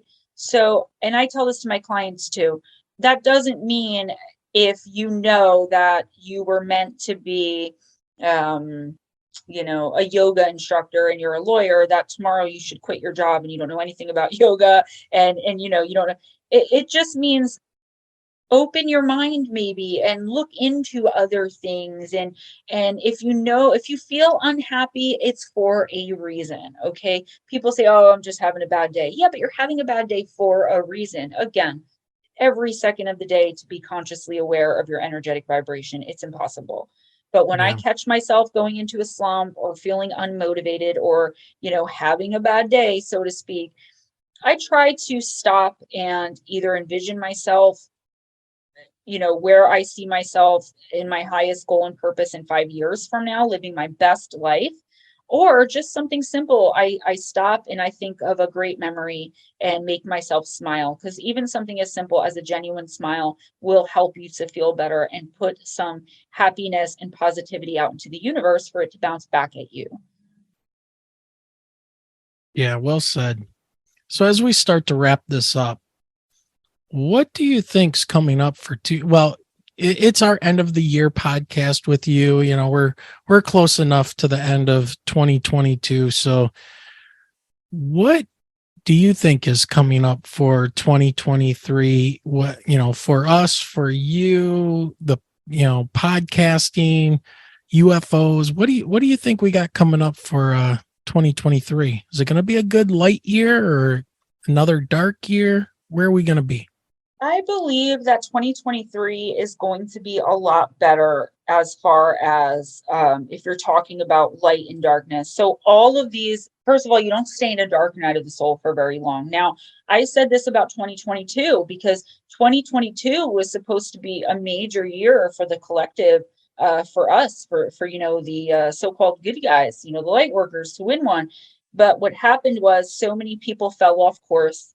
So many people gave up, so many people closed their minds off, or whatever the case happened, where the collective sleeperhood became bigger than the collective of light workers. And that's why right now, most light workers I know are going through some sort of dark night of the soul or another, whether it's majorly huge and like life altering in the worst way to end up being for the best, or whether it's something small, this small annoyance that they can't quite seem to shake. I do believe that's because, some of us went over to the quote unquote dark side, but I feel like that's not going to happen 2 years in a row. And I'll tell you why. When you go through a dark night of the soul, it hardly ever lasts longer than 6 months. And that is really stretching. Okay. The object of it is for us to go into this space where we're like analytical, we're figuring things out, and we're getting ourselves through instinct, intuition, back onto our right path, okay, without looking back too much. With so many of us as a collective being in these dark nights of the soul, I just don't see it lasting for more than, I would say, March. And that's even kind of stretching it, just because I don't want to say as soon as, the ball drops on New Year's Eve or New Year's Day, everything's going to change. No, it's going to take some time. But I think March going forward in 2023 is going to be really important for us as, again, I hate to keep using the word collective, but as the collective. And I feel like possibly too, if we can get the paranormal and the ufology communities not only working with each other, but like working together, we can probably come up with some new answers. I mean, we learned a lot about, glitches in the matrix. Is there actually a matrix? Like I said, neuroscientists coming out of the woodwork this year to vouch for paranormal experiences, and everything that, the medical community is actually investigating sleep paralysis. Do I think they got it right? A brain misfire? No, but we're on the right track in the fact that the medical community is acknowledging that people are seeing, sensing, and feeling that there are malevolent entities around them. Now they're saying it's because, again, our brain's misfiring and it's just a figment of our imagination, but they're accepting that we're feeling this stuff. They're accepting that we very well could be seeing it, but they're just saying it's all in our minds, right?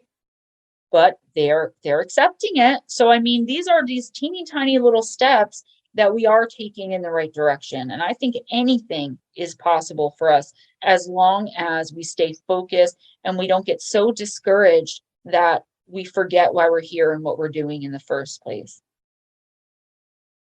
Yeah. Oh, we got a lot of work ahead of us. Yeah, we do. Gemma, while we're wrapping up, where can people find you or more information about what you do, or maybe contact you to get a personalized reading? Okay, so my YouTube channel is simply titled Gemma Jade.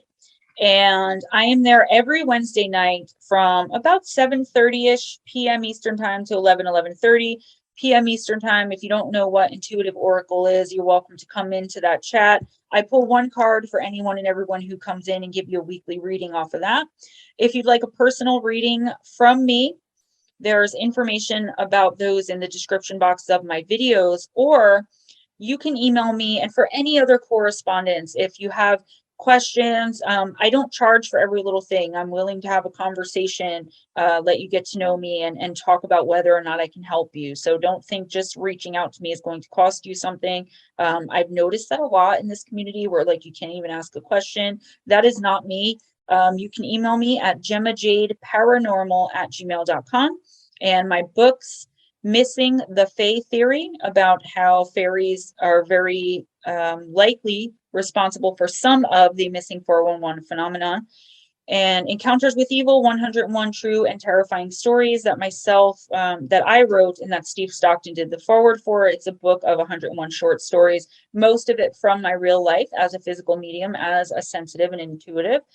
It is pretty scary. A lot of those are the more scary encounters and interactions that I've had. And then the newest book, which was released last Tuesday, I don't remember the exact date of what that was.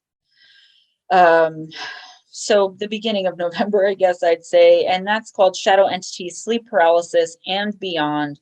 They are all available on Amazon Kindle Unlimited, Kindle, and paperback. All right. And you could just look up Gemma Jade books on Amazon and those three will come up. Was it the 15th when that came out? Yes, it was. Yeah. Okay. The 15th. And I was also recently on the Paraflix network. So it's Paraflix, Paraflix, like Paranormal Netflix with an extra X. They give you a week free trial, $3.99 a month thereafter. There is a show called Disembodied Voices with Dr. Kelly Renee Schutz, where I am on season 3, episode 6. It's a double episode, so 2 hours, a little bit more than 2 hours, where I discuss this, what we talked about here, and so much more, just about the community in general, myself personally, and all that good stuff. And I'm on Facebook as well, Gemma Jade. You know, and that brings up a quick question I had for you. You do a lot of videos and put out a lot of information on YouTube. I mean, you're just an insane like wealth of knowledge when it comes to this stuff. But have you ever thought about doing like your own show where you're interviewing people like like we're doing? Do you ever think about doing something like that?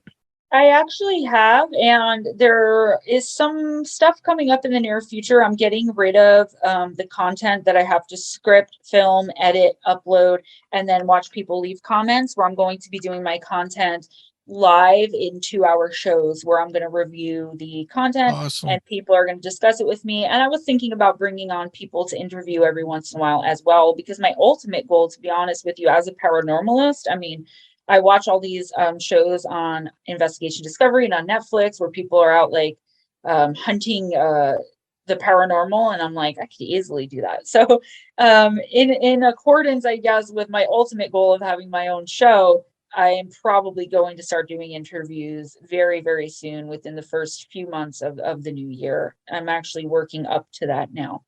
Awesome. All right. And last question for you before we cut you loose. Do you have anything coming up, like any kind of book signings, any kind of conventions or interviews like you were just talking about that you would like our listeners to know about?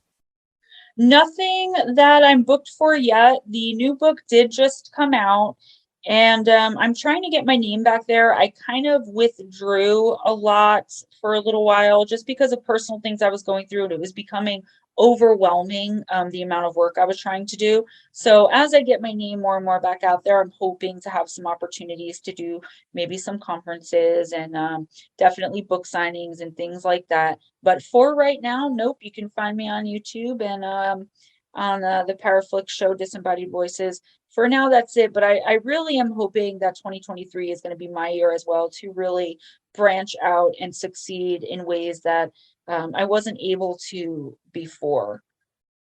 just because of changes that have happened in my life, that I believe that I'm better equipped and more ready now to be able to do those types of things on a larger scale than just what I'm doing now. Yeah, and just real quick before I tell Gemma to spread her wings and fly, little bird. If you guys are interested in hearing our conversation with Gemma from the 19th, make sure you head over to our YouTube channel and look for After the Cast Live. That's our new live show that we're doing. We did a show on November 19th, and Gemma joined us for the second half of the show to have a cool chat and kind of get things warmed up and ready for this interview that you guys are hearing now. So again, Gemma, having you on the show is always a great conversation. You do incredible work. Michelle and I love you to death. And anytime you want to come back on here, we're happy to have you on. Yeah, heck yeah. Thank you guys so much. And I definitely love you guys too. You're definitely a couple of the good guys. And it's always a fun time. And I had so much fun last week when we did that. So much fun tonight. So keep doing what you're doing. Don't be discouraged. Michelle, please tell your friend to reach out to me if she wants to. I will. I'm more than willing and more than glad to help her. And that goes for all you guys out there too. If I can help you all, I will. And just email me. All right. And with that, Gemma, we're going to bid you good night, and we will talk to you soon. All right. Bye-bye.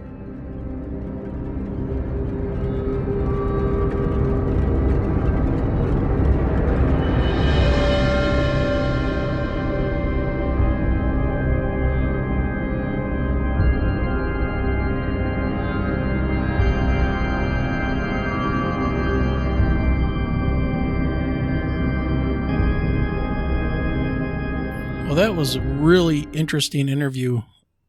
Michelle, did you get your friend in contact with Gemma? I have. So we'll see within the next coming days, or within the next week or so, what comes of that. Yeah, I would like to know what she finds out about this guy spiritually, and it'd be just very interesting, especially about the curse. We got to be kind of careful just because somebody says you're cursed or they're going to curse you. A lot of that, you put the power into that. So, just everybody out there, be kind of careful. I honestly, knowing that story and telling that story, I want to burn some sage around the house. No kidding. Just extra added protection, put some salt out there around the door and good juju. I want only good juju. Yeah. So what do you think about the whole shadow entity thing? What's your thoughts on that? Well, and I keep going back to the cover of the book with, the shadow entity like hovering over it's so creepy. The person in bed, like the victim, and them dealing with sleep paralysis. Yep. And it makes me wonder, like, I've had family members tell me that they've suffered from sleep paralysis. And it's like, well, do you see something like that, like hovering over you when you do? I've known people that have had sleep paralysis, but they don't ever say they see anything. Usually they have to like wiggle a finger or something like that, and then their body comes out of it. It's really strange. I can't say that I've ever had sleep paralysis, but I can just imagine now somebody like Gemma who sees somebody who's in sleep paralysis. She's not seeing just them in that bed. It's, whatever's holding them down, like in that depiction. So I don't know. I'm going to leave it to the audience. It's, we both know how accurate Gemma is with her stuff. She knows what she's talking about. So I'm going to take her word for it at this point.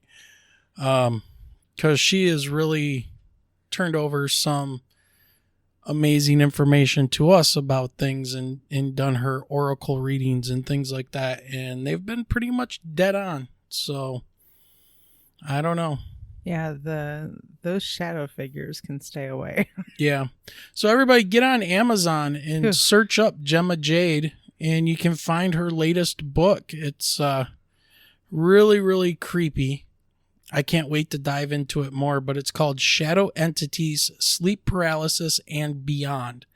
So again, that's on Amazon, decently priced, and she's a great writer. So definitely check her out and help support her by picking up a book. It's not that much, and it'll be a good read.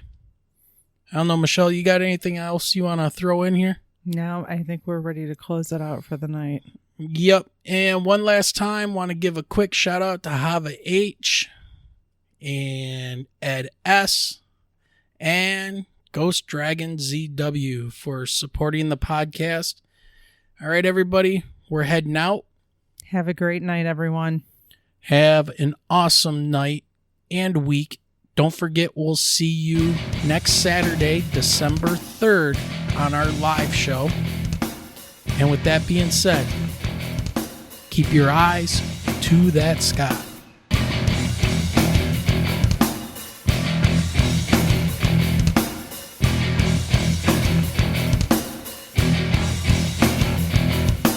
You have been listening to the Michigan UFO Sightings and Paranormal Encounters podcast. You can reach us at mi.ufo.podcast@gmail.com. You can also find us on Twitter at mi_UFO and join our Facebook group by searching for Michigan UFO Sightings and Paranormal Encounters. So until next time.